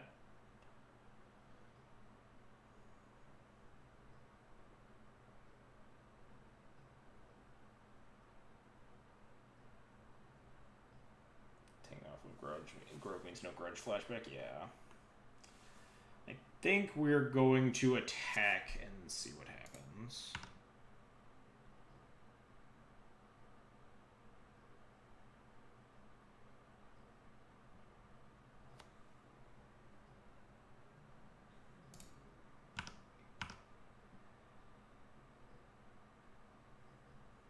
Definitely an interesting spot here. They do block, okay.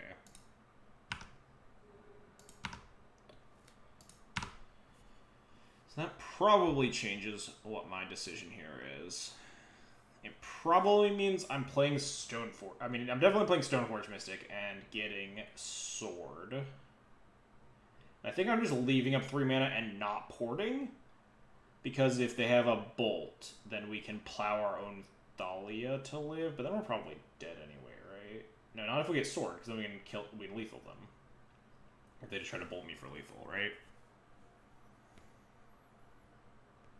Although not quite. I think we're missing a tiny bit because they could still like flashback Grudge on the Sword here. But I think the answer is get Sword.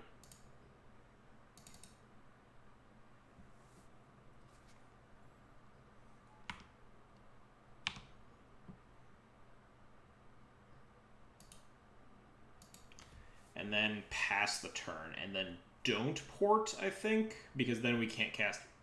If they only have 2 bolts left in the deck, you can't equip Sword and have Plow out for Bolt. I mean, next turn we can. I guess they could just not bolt me. They hold up Grudge instead of trying to lethal you end of turn port. Yeah. I think you just Plow now. What, Plow at Delver to stay alive? Maybe that's actually the play. We could just Plow at Delver. We don't need to, like, get fancy or anything. But then the Waterlogged Grove lets them cast this Grudge.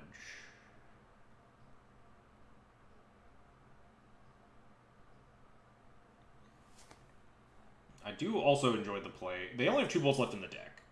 I like the play where we just port this Waterlogged Grove as well. if they don't have lethal. But it is awkward if they do have lethal, because then we have to, like, plow one of our own creatures into plowing a Delver. Port the red swords. If they have the bolt in hand, porting the red swords doesn't do anything, right? And probably they don't have the bolt in hand right now. I mean, they only have the brainstorm currently. The brainstorm and something else. Like porting green. Yeah, it's definitely an interesting decision. Swords. I think swording the Delver is the play not to lose line. I don't know if that's the line I want to be taking.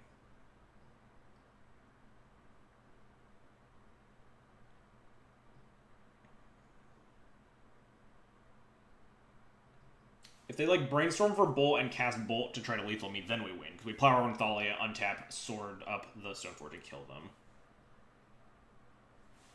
them. Thalia attack beats Grudge off Grove anyway.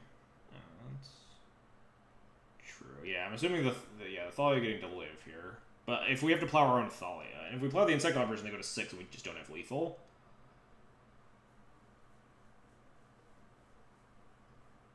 Unless there's a blocker, but then you're not risking dying. Maybe we plow the Delver. Then we have 6. And if we draw a land, we can port the Grove in our draw step.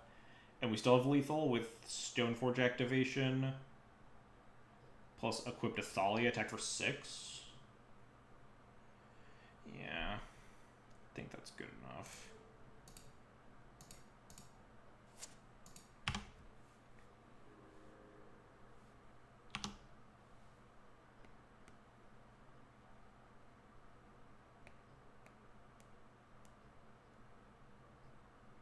Take a screenshot. I think I've talked myself into porting upkeep.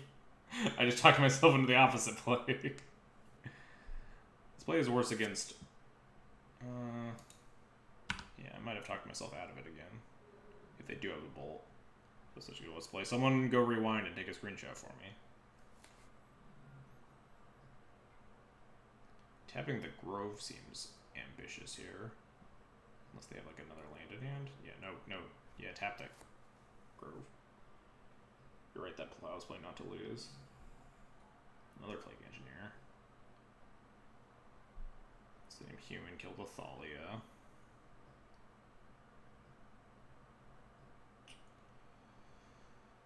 So yeah, this sucks, because now we force the block and then die, right? Unless we find something. The other line wasn't beating this either, though, right? We couldn't beat Plague Engineer with the other line.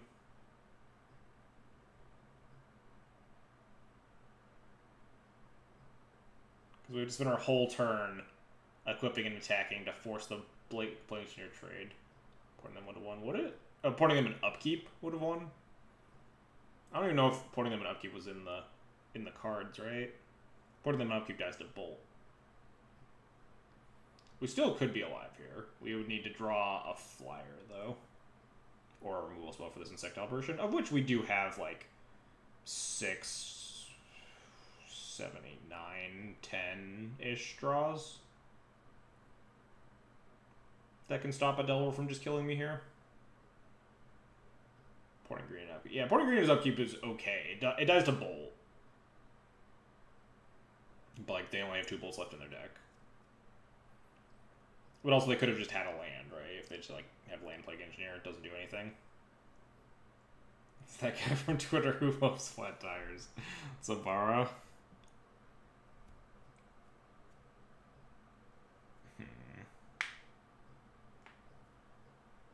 I mean, we have to just equip the sword and attack here. I don't think we have any decisions to make here. We can't cast any of our humans, obviously. Then we just trade with Plague Engineer. And, like, hope we rip one of our 10-ish answers to an Insect Operation. Also, they should have, like, a daze or some shit. Then we super die as well.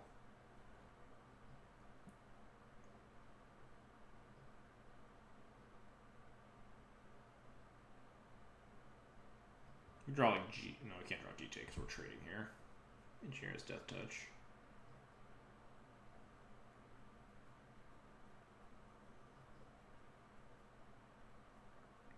Played Bomberman 3 times that league. Jesus.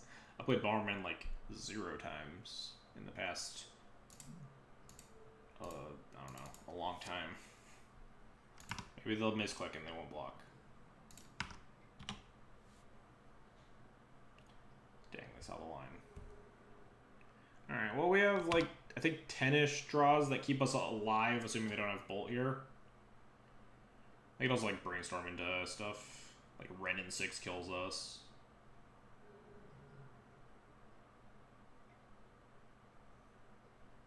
Tarmogoyf kills us. I mean, technically not. Womp womp, we did. Yeah, I don't think any of our lines were really doing super hot here.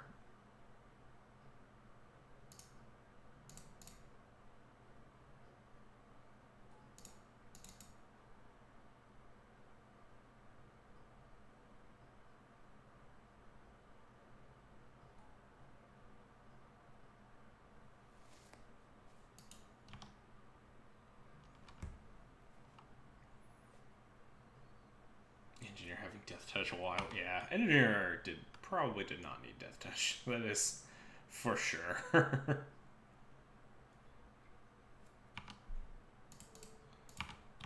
Close. These games.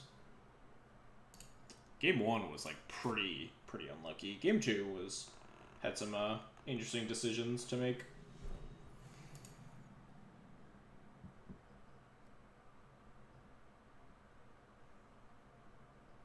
Needed to capture that deck. It had too many lights and stuff. Have I recorded like any of my matches today? I have not. What did we play against? Fuck, I already forgot all this shit. Trini passes 3 mana and didn't port. Might have been in position to... Yeah, exactly. Wait. Which turn? Which turn was that? I already forgot. This hand seems like it's kind of bad. Double Vial makes me like it a little bit more. But on the draw, this Batterskull's here.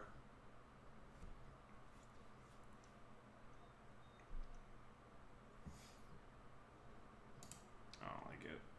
I like this hand a lot more. We'll ship a port. This hand seems a lot better.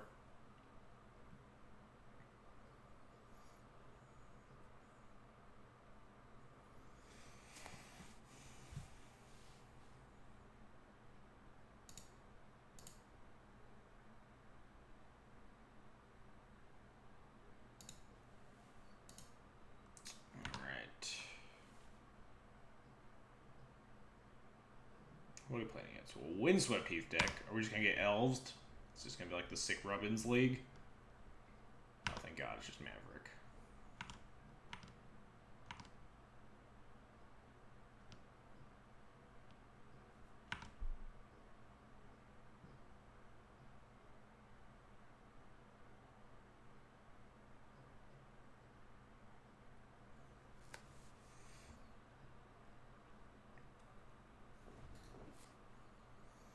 Let me cast my Mother Rune's opponent.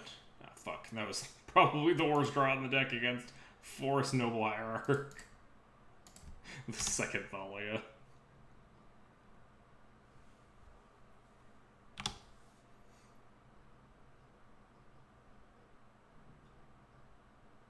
If they wrote a play here, so you had to choose the creature type as you submitted the deck list for the event.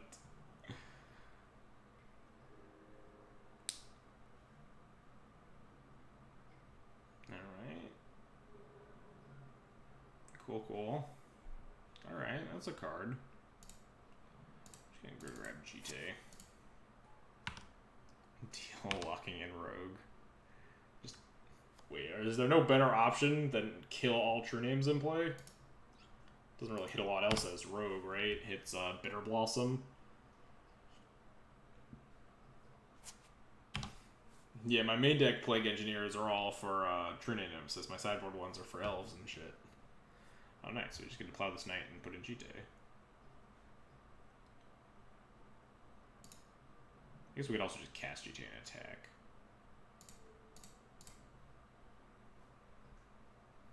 I guess we could also just cast Thalia. That's bad against Wasteland, though. It's better against, like, Green Sun Zenith. Worse against just Wastelanding me. Probably just want to get our GT online. 1 damage probably isn't worth just getting, like, Knight of Autumn or something. Like, land Green Sun for Knight of Autumn or something like that. Yeah, don't cast any Sorcerer Speed removal.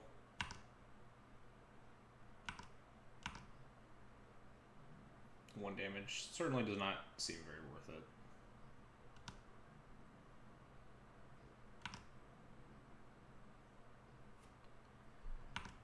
They could just have removal here, but they could also just have nothing, but I don't think it's nothing. What are we walking into? I don't think anything besides just a removal spell, and we'll just waste 2 mana here and just cast a Thalia afterwards.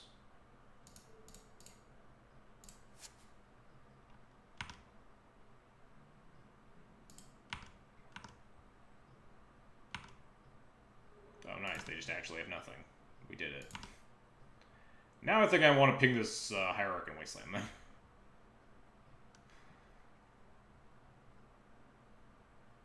Probably would have played Wasteland here in case they had Wasteland. Oh, instead of the port. I mean, but that doesn't do anything, right? Because they don't have any non-basics for me to target if I like left the Wasteland up there.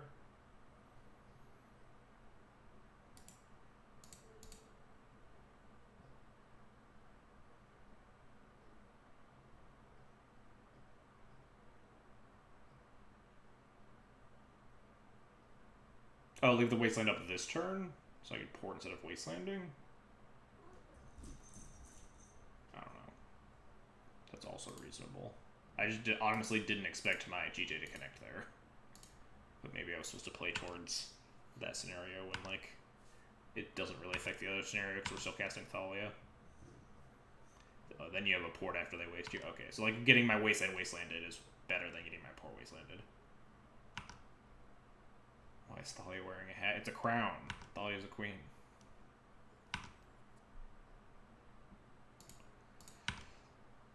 Keep punching. Letting GD connect was... yeah, I did not expect it to happen, but, you know, I'll take it.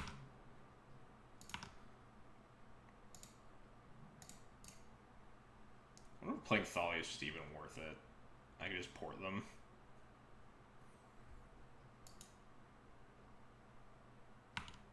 Warriors never don't play around the opponent not oh god. That sentence hurt to read. Port is better, yeah. Port denies them more mana, likely, but it's my clock is certainly slower. Sup, Hunter? Okay, cool, they just die. We did it! Alright. We got 6 cards to bring in. We have an easy 5... Actually, an easy 6 cards to cut, because we have the Spirit Keeper, too. My head hurts now. Thanks for it. Yeah, exactly. Warriors never don't play around the opponent not having nothing. So Warriors play around the opponent having things, I guess, because that's just 2 double negatives.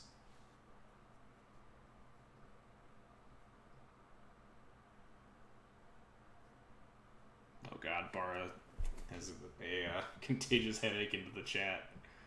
Apologies to everyone in chat.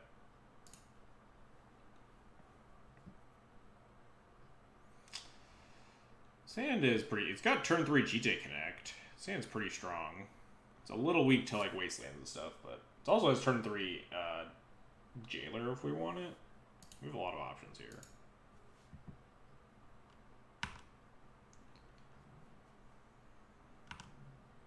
In addition to having, like, a plow for a turn 1 mom or something.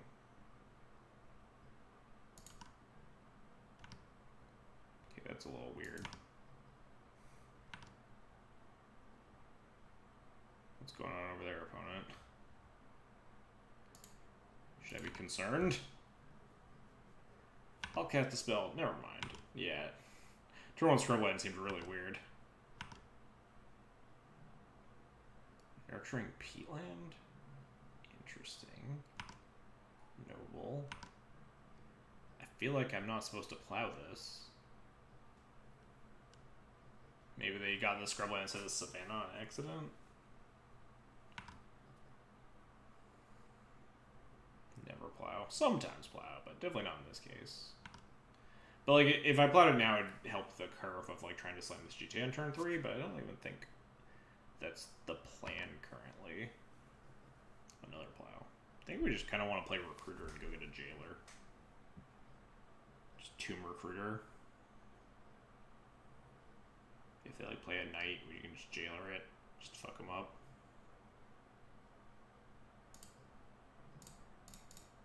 If we get wastelanded, I'll be a little bit sad, but.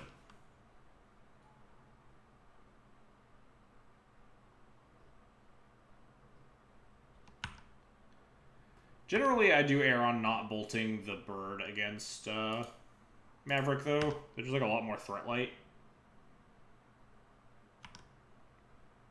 And you can usually just run them out of like relevant plays rather than just attacking these mana dorks.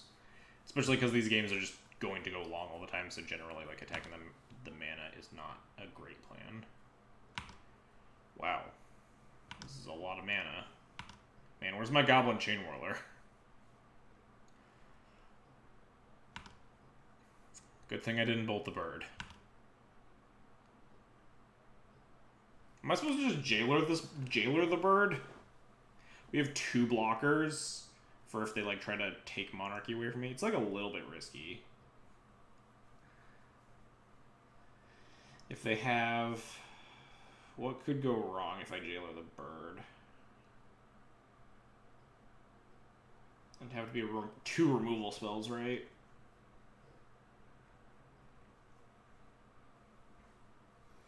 Like, if we don't double plow, yeah. Double plow would be bad. 4 cards in hand. Yeah, it seems a little bit risky. We'd also just try to GT them, right? I'd like try to GT them. If they have a plow, they just have to burn it on this recruiter they guard. Let's just fucking GT them. We also just could, like, clear a bunch of their board if they don't have exactly plow here.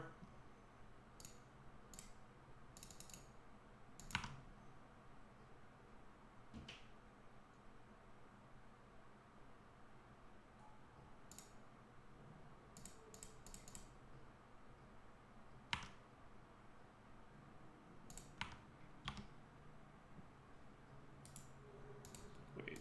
Oh, wow. I didn't expect that to work either.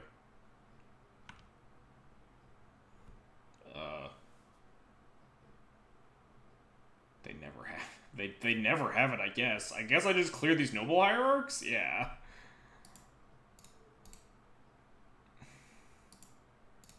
My opponent is the king of never having it.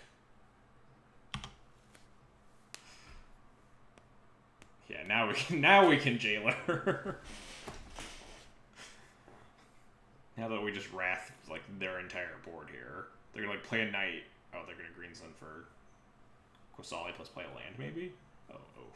That doesn't do shit. I have a Palace Jailer.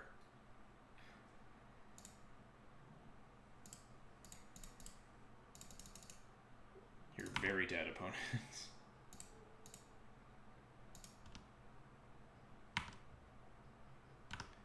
I'll take that.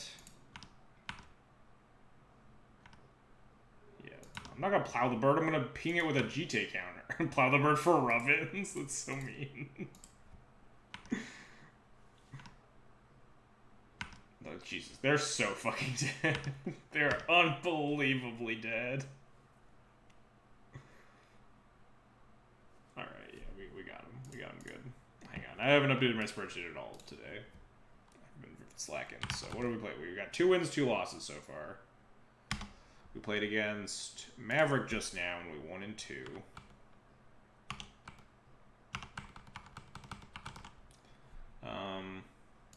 We played against 4-color Delver. Probably isn't even on my list. We lost in 2. We played against Red Prison at the beginning and just crushed them. And what was our other loss?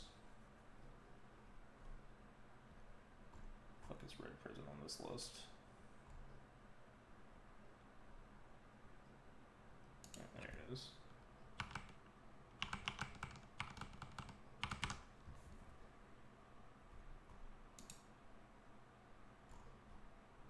Oh, the Hogak deck.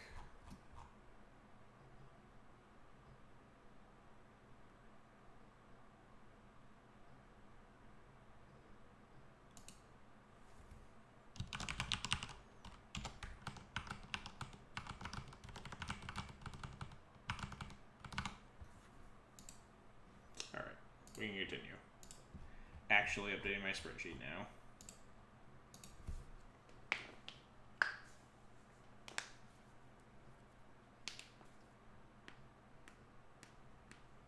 Successfully didn't even to do another streamer.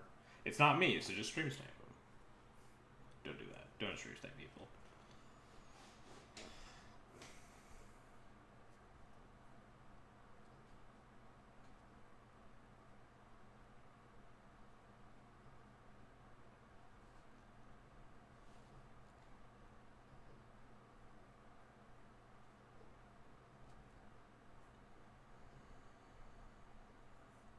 Except Todd Stevens. You can stream snipe to Todd Stevens.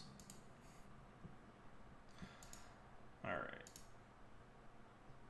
We're on the play here. His hand is pretty solid. We'll keep. Hope we're not playing against a combo deck. His hand's extremely strong versus someone like Delver. Not giving that individual viewer even to stream snipe. That's also fair. Reasonable.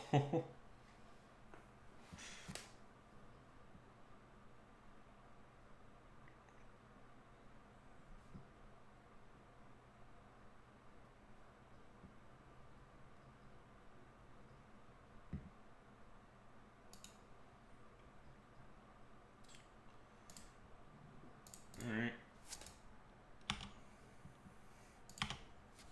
What you got, opponent?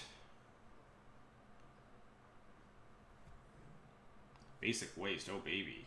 Eldrazi post?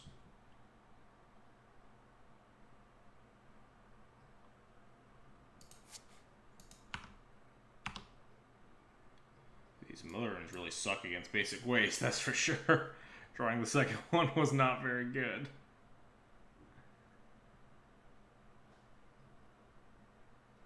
I mean, I guess we're just casting Stoneforge here. For Batterskull?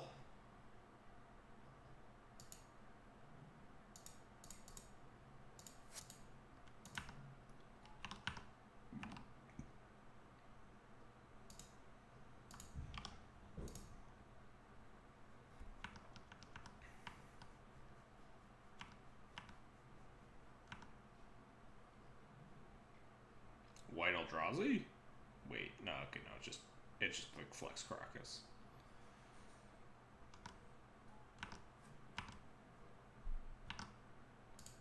It's just normal Eldrazi. Could be like non-Eldrazi, like post deck, like Karn Post or whatever.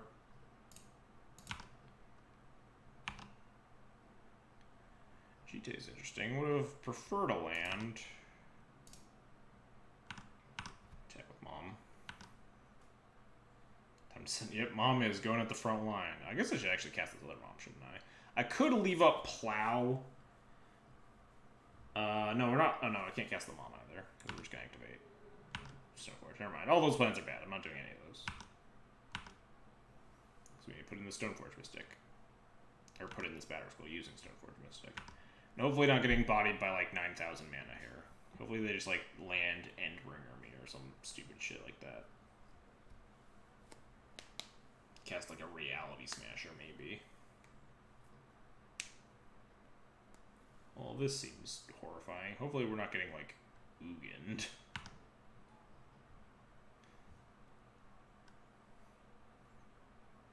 4, 5, 6 mana. Soul Land. Ugin. Just fuck my shit up. Jesus, this is so much mana.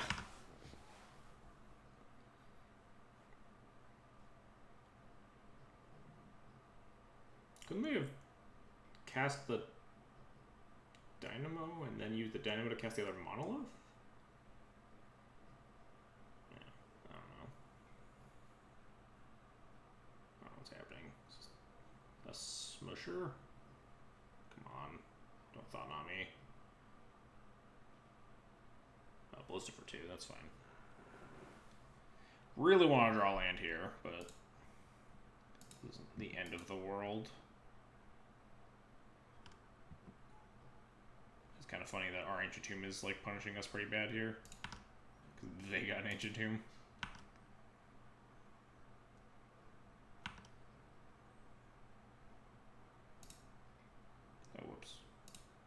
Assume they weren't doing anything, but okay. Goodbye, Mom. Because they're playing around me having Wisp and having a desire to save the Mother of Runes.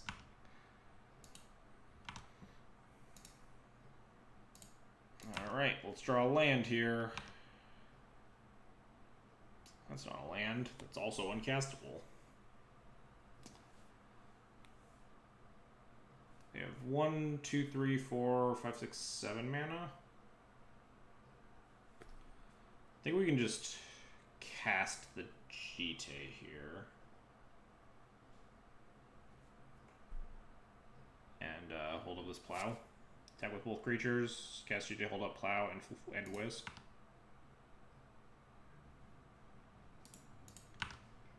Punch.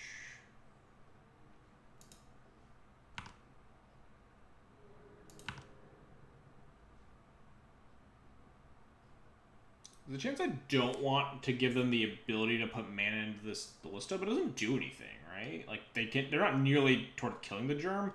And if I Plow, if they don't do anything, then go to their end step, and then I Plowed on end step, and then in response they put 4 mana into it and kill the Stoneforge Mystic, I just don't think I care.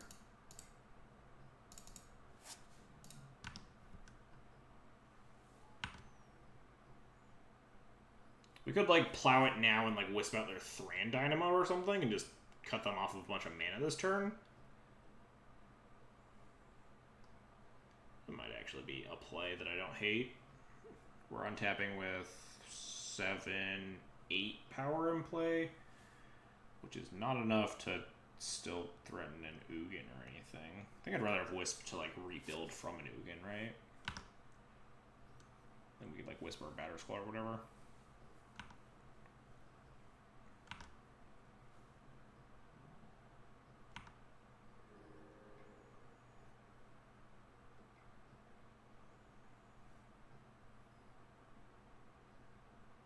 Well, it's not the Ugin I expected, but okay.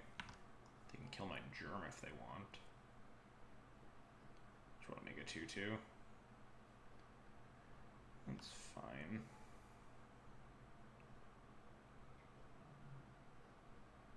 And a Karn, woof.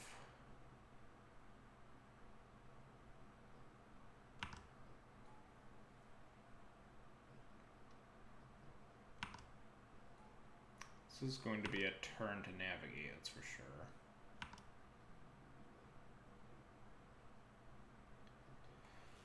So I think we have to Plow this Ballista and then just Flicker Wisp the Construct. That's probably the play. Because then because we have to Plow the Ballista so they can't ping off my Wisp so I can clear the Karn. We cannot get to the Ugin though unless we find an answer for this Spirit.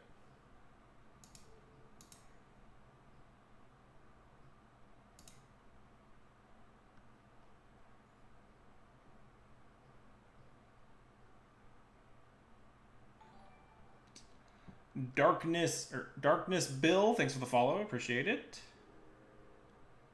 Alright, kill that. And step Vial in this Wisp. Clear the Construct.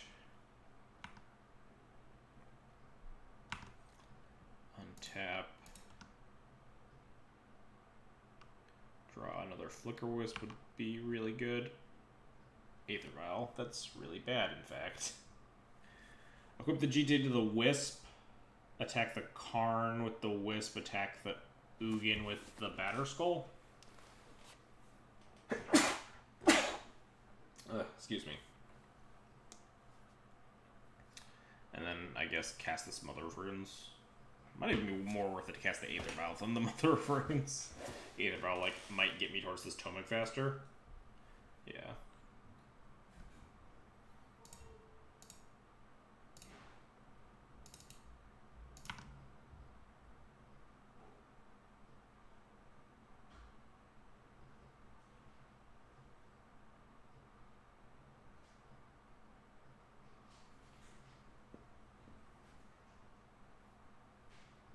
Before their last card is like, because it couldn't even be like Spatial Contortion or Warping Well, because That's not free. You still need to pay the Wingdings mana. Yeah, that's why I'm equipping to Wisp. They can't like ping a Wisp or something. So we kill the Karn and attack the Ugin.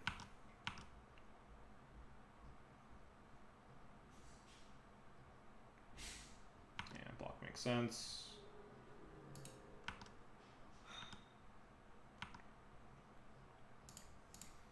Play those with their Aether Vial.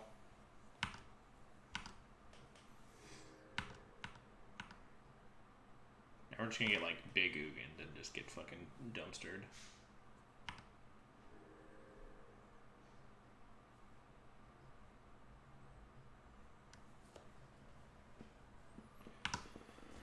Yep. Yep. Have a lot of mana. Oof. Karn Great Creator, huh? They have... What are we doing here? They're getting Bridge, likely, right? Bridge just seems insane here. So it's probably Bridge. Just wondering if I need to... Guess we have to... Yeah, should I kill the token now? That's what I'm thinking. Yeah, I guess we have to kill the token now that GTA's not doing that much else, right? We just probably can't beat this Bridge, though. Unless we, like, top deck a Wisp immediately or something.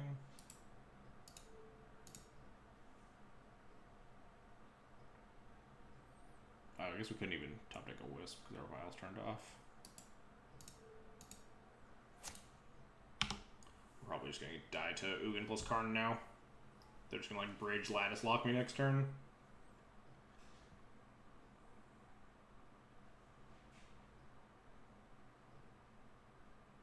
GTA let's attack a Stone mistake. That's true, but we can't attack into a 2/2.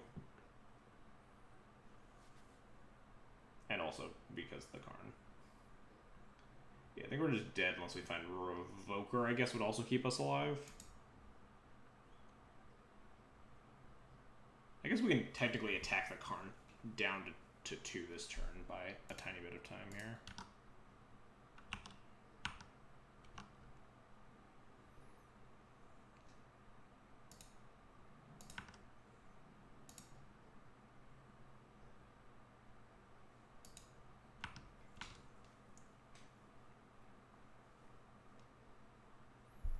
We need to top deck Flicker Wisp next turn.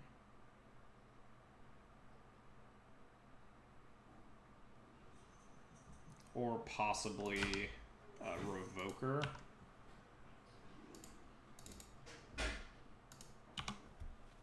This was not a good sequence of 2 turns for me.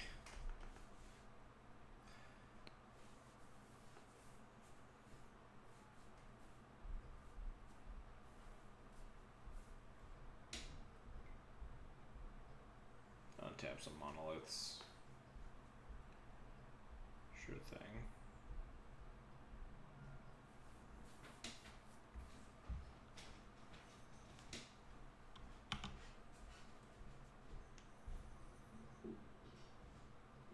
I wonder if I actually... No, I'm playing Mom there. It doesn't do anything. Because it might do more than Tomic. Because the only way we're somehow in this game is if they keep drawing like lands and the last card in their hand is also a land and they just can't get it out. So they are just sacking the Karn. We're just getting like big Ballista'd or something. Nope, they just grabbed Lattice. Did they just... Oh, they just drew another Karn, of course. That's... Yeah, that seems reasonable. Alright, now we are officially dead-a-reno. Just go grab a Ballista while you're at it. Yeah, sure. Alright, well, we'll concede. You got us. Never mind, this card sucks.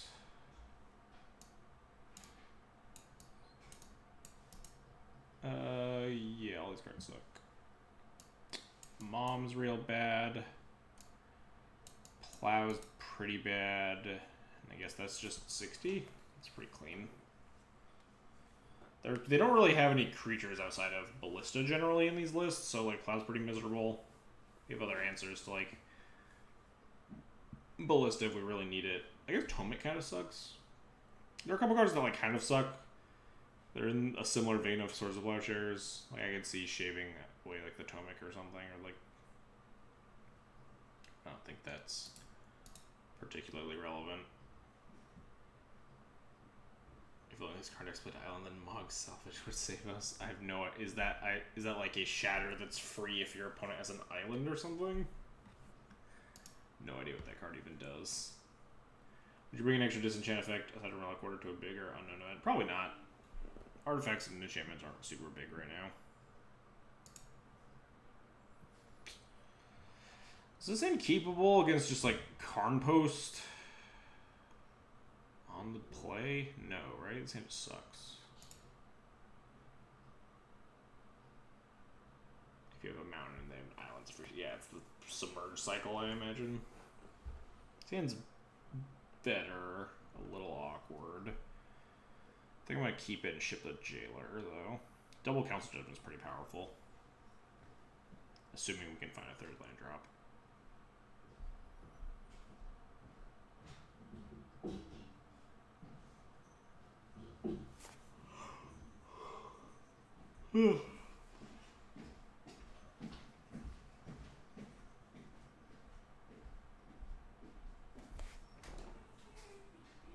What you got, opponent?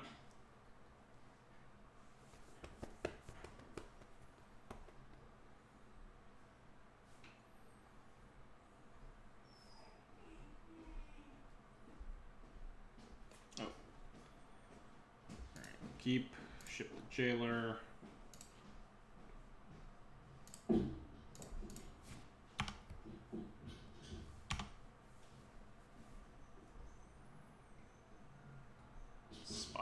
Well, Spyglass just names Aether Vial here, I guess. And they get to know my hand. We don't have any relevant mana denial currently. I imagine Vial's certainly the name, especially with how clunky our hand is currently.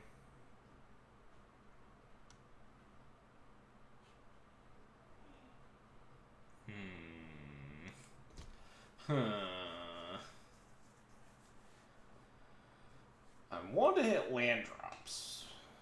Don't know how greedy this is. Keep Wasteland for Council. I mean, yeah, that's the issue. Is that like I want to cast my spells. So, like I don't even know if playing this Wasteland them is the correct call. I don't think it is.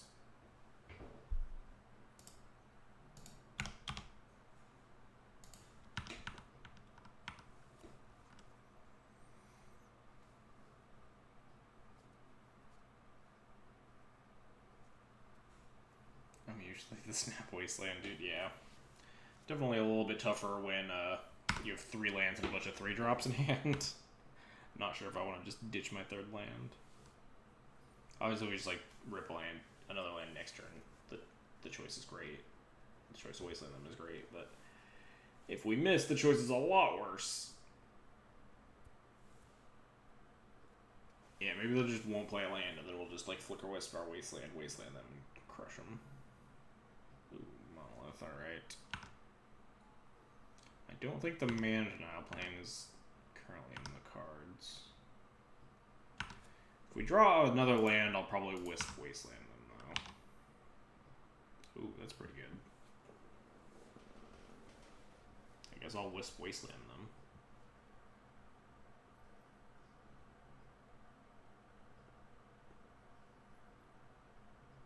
We could also just Judgment the Monolith, but I don't think I like that.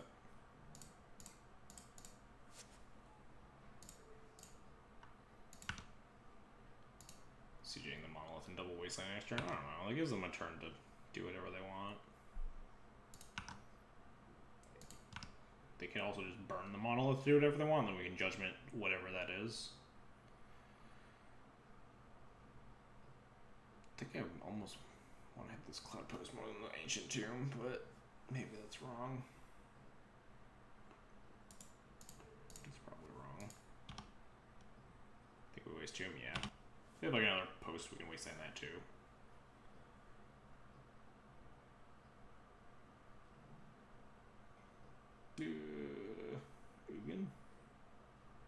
Ballisted for 3? Yeah, these...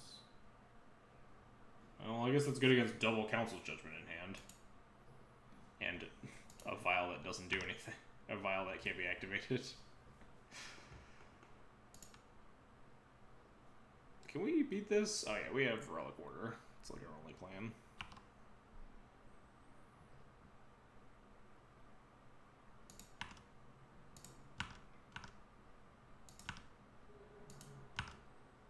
Yeah, now we just port the City of Traders and just like crush them with the Flicker Wisp.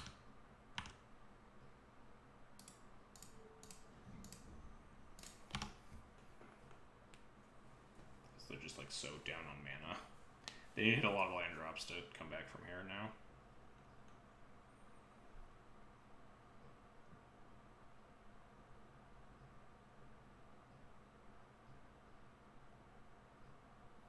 Yeah, the plan is just clock them. Make another Cloud Post here with the Vesuva.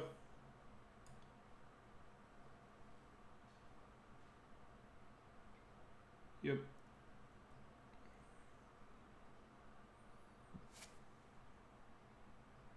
A little bit punished for choosing to port into Wasteland this turn with that Vesuva, but I think it's still the correct choice. Uncastable.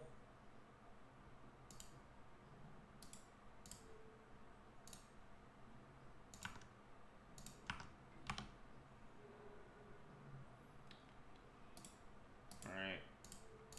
We just gotta survive for 4 more turns. Hopefully my opponent doesn't have more Cloud Posts.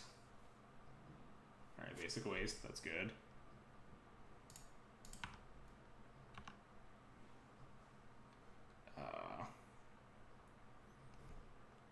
Uncastable, just like your opponent's entire hand was likely.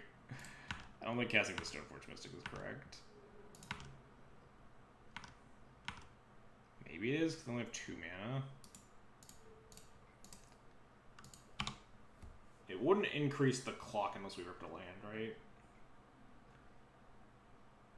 Oh no, Ballista. Oh no. Now we might have to play the Stoneforge Mystic. Hopefully we rip a land here. Fuck. Well, porting probably doesn't get us to where we want to be.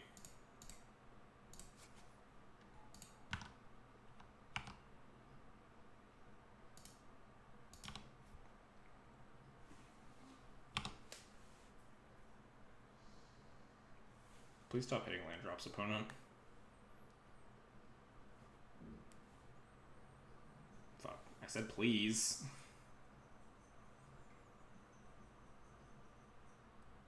You should like Karn Scion me or something.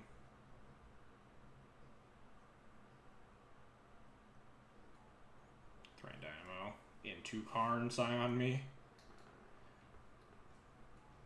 Ballista. Alright, that's not horribly threatening. I mean, it's pretty bad for me, but not the worst it could be. Love to draw a land still. Like, these aren't lands, these are Stoneforge Mystics deck. I understand the confusion. Hey, stop that cat.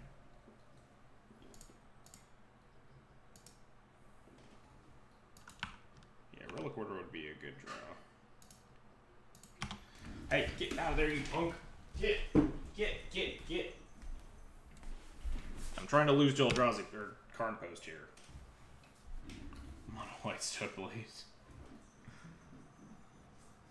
But only has 2 cards left in hand. I mean, if their best play last turn was that, then...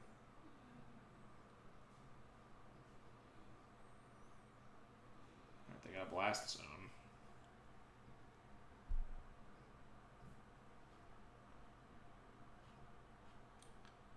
How many charge counters can they put on? I gotta do some math here.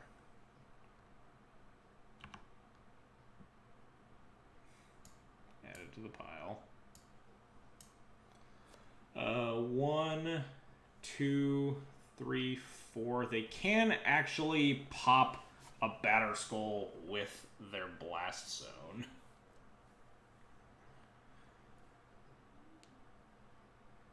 Recruiter for Relic. We can't cast the Recruiter because they have a Chalice on 3.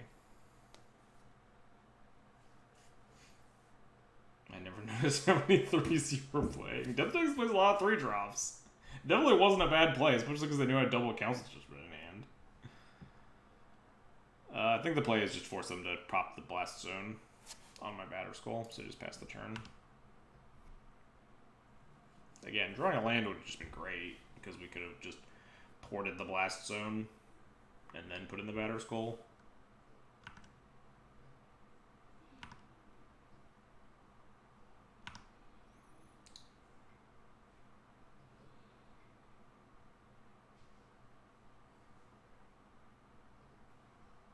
If you want to clear batter skull, you gotta take 2 though, go to 3.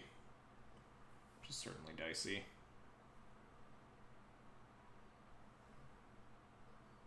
Untapping Monolith.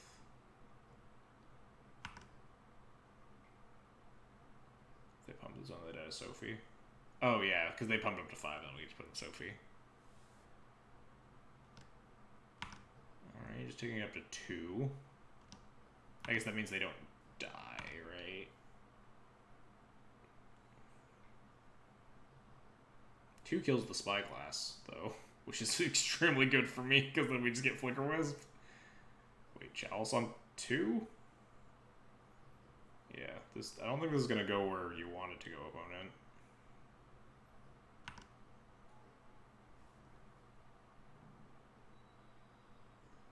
Sneak Sophie, equip and win.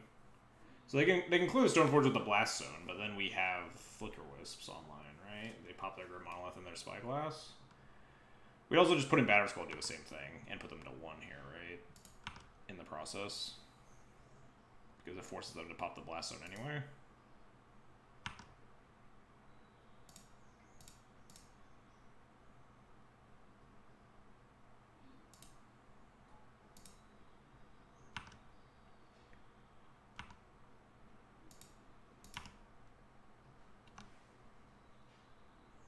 Hey, we finally drew the Relic Order after the Chalice untuned me. Also, we drew land again. If we for like the 9th turn in a row, it's like if we draw a land there, they were just dead. But instead, they're only mostly dead.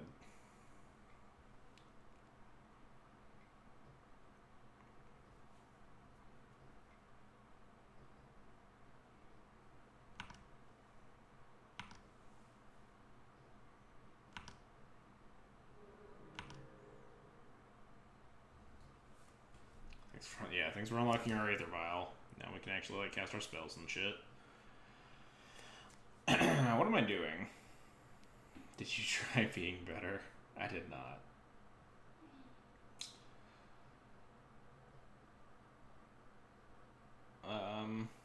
Don't really. So what am I losing to here? Like nothing. They have 1, 2, 3, 4, 5, 6 mana with the Dynamo.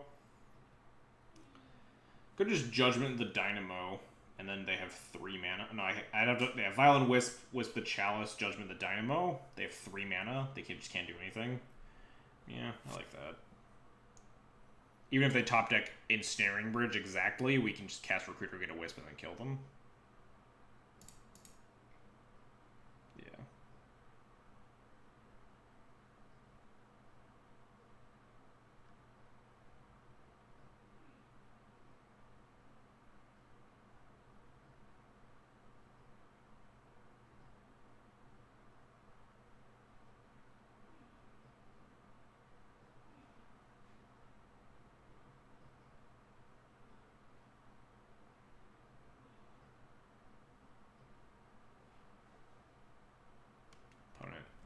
Doing the math in their head that they're going to die, I guess.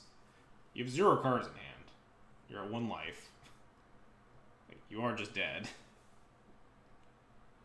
When are you done? This is the last match, so after this next game, after they die here. I wasn't sure if this room is frozen or not. Yeah, I don't know what's happening. Opponent, come back. Opponent, we still have a game 3 to play.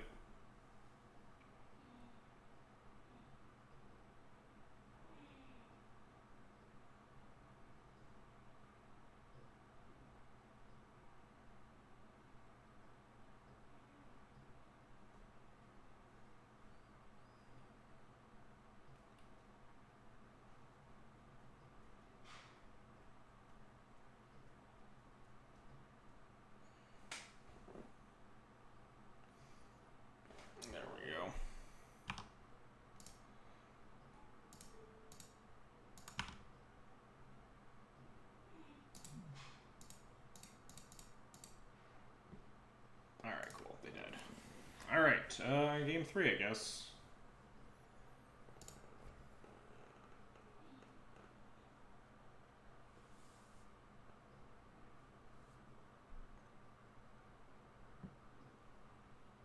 Should have like 4 wastelands and an Aether Vial. His hand doesn't have any of the things I asked for, but it's probably good enough. Pithy Needle and Revoker are pretty strong.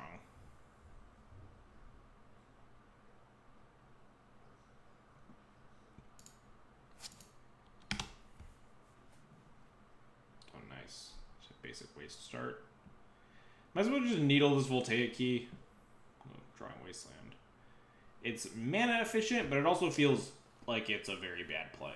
Like, needling Karns seem extremely more relevant.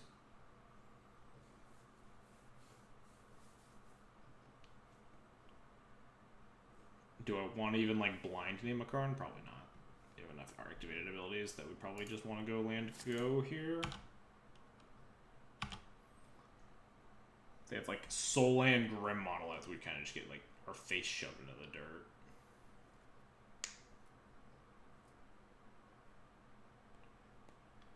Yeah, maybe with the Wasteland draw, too. Maybe we did just want to assault their mana.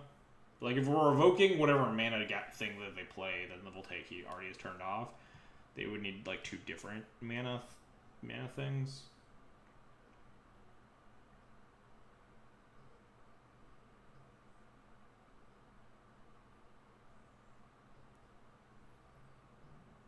Definitely not unreasonable.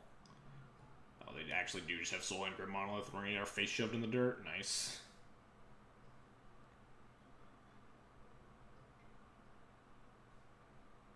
Maybe they'll just, like, cast an Ugin that we can needle.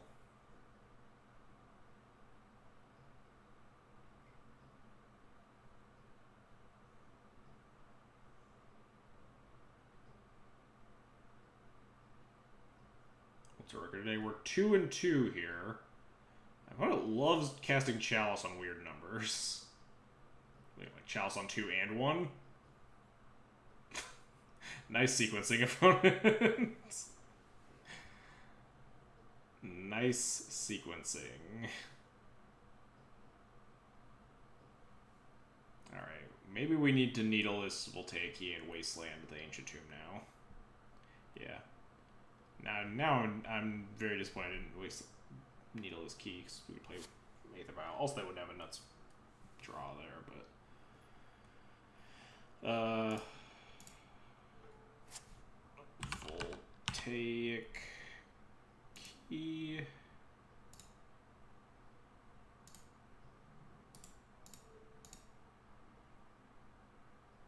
I mean, the opponent loves putting Chalice in the obviously correct number and then styling on you. I mean, last game they just, like, slammed it on 3. And we had 2 councils retained. It was, like, a good play. It's just, like, neat. It does not come up a ton. Like, I don't know if Chalice on 2 is the obviously correct number in that situation there. Just don't have anything. Cool. Well, we can't cast any of our stuff, so I'll cast the Aether Vial. They almost cast another spell with their Chalice God. Was waiting for it. If we had needled on 1, we wouldn't have gotten a free ballista. Yeah, exactly. It was all calculated. The plan was to get them to cast their ballista for no reason.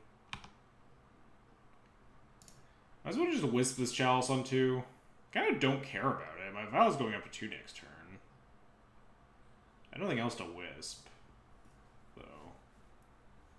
Kind of want my thing in play. How much do I care about casting my spells versus my opponent casting their 2 drops? What's up, Dunster? How's it going?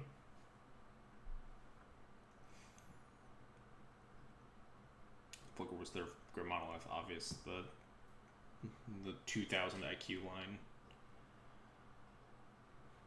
3 mana. If they have, like, more monoliths, kind of feel punished for flipping this Chalice on 2. What's up, G Lavamancer? Chalice on 2 prevents Spyglass. Yeah, I don't think I care about the Chalice. I think I just want to make a 3-1. Or not play my Wisp. I think I want to play my Wisp. If they, like, Karn me, I'm going to feel like an idiot, though, right? if they Karn me and turn off my Vial, then that's suddenly really bad for me, right?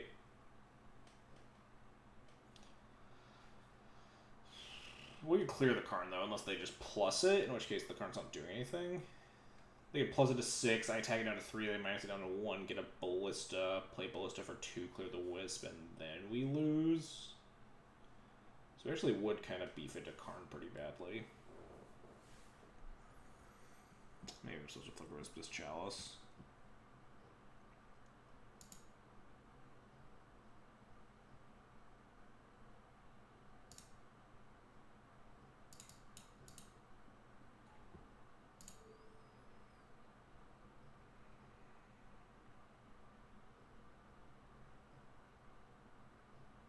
If they put it on 2, it's safe to assume that they fear our 2s. I mean, I don't even know at this point. I think I want to Flicker Wisp it, though. Karn, Great Creator, is like a huge beating if we don't. I think the downside's like relatively minimal. I mean, obviously they unlock their own 2s, but they don't have that many, right? It's mostly just like Monoliths or Spyglasses. Maybe Ratchet Bombs, but... Also, if we don't rip a land, we'll want to like cast 2s and be vialing in 2s anyway.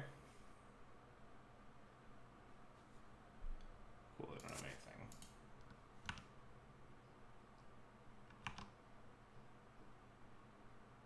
Ooh, we can Prelate on 4 now? That seems great.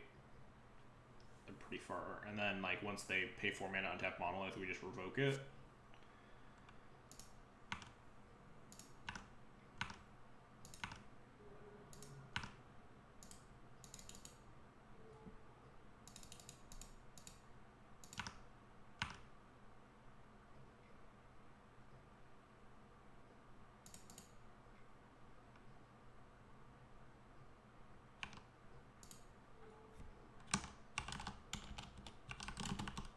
Suppose I could have activated and seen if they activated untap the Monolith in response. Because if they didn't, then we just get to keep it tapped for free. It's about playing Split of the Keys. Have we seen that? And we have not seen the other key. This is the first key we've seen. Maybe they're just like playing an old list. Oh, I thought it was a lot worse here, but I don't think it was that good to begin with. I think I'm gonna leave this Vial on 2.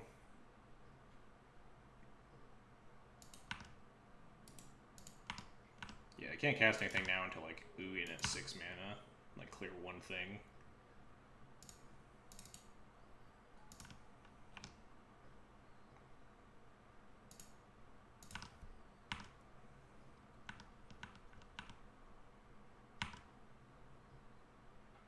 Hey, they just conceded. We did it! Alright, 3-2. Respectable.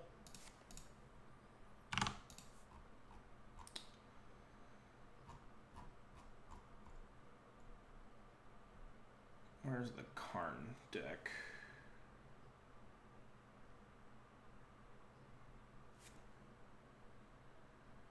Did it even make it onto this list? I might have created this list at a later... No, there's no way, right? Karn's gotta be here somewhere. The Karn 9 million put... Whatever, I'll find it later. D&T is annoying, confirmed. D&T is annoying. That's the general plan. It helped when my opponent just, like, threw their Ballista into the Chalice. Thanks for the 32 bits, Moxel. Appreciate it. For 3-2 League. But anyway, let's go find someone to host. And also just run the announcement again. Alright, yeah, looks like we're hosting Arkin. Dredge. Ugh. Oh, he's playing against Landon? Oh man. Looks like he's losing. But anyway. Thanks everybody for watching. Hope you had a good time. If you enjoyed the content, you want to see more Death and Taxes stuff, you can always follow, subscribe, or donate. In addition to those ways to support the channel, we're also doing a giveaway. If you type !RIP giveaway into chat, or you just go and find the details on my Twitter page, you can find out exactly how I'm giving away 2 foil Rest in Pieces as soon as we hit 750 followers. I think we're at around 710 right now, something like that. So if you follow me on Twitter or Twitch, or you retweet the tweet, you get entries to possibly win a foil rest in peace. So feel free to do that.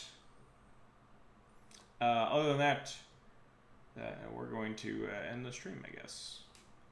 Oh, I guess one more thing. On Friday, this Friday, we're having a special stream. We are doing a D&T sideboarding analysis, matchup analysis, sideboarding guide sort of stream where I'm going to create a sideboard map, sit and talk about matchups, what your game plan is, what your good cards are, what your bad cards are, etc., etc.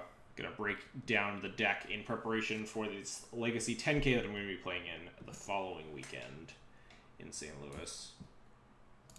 So if you want to learn more about Death and Taxes' various matchups, feel free to tune in then, Friday at 5 p.m. Central Time. Anyway, let's go host Arkin.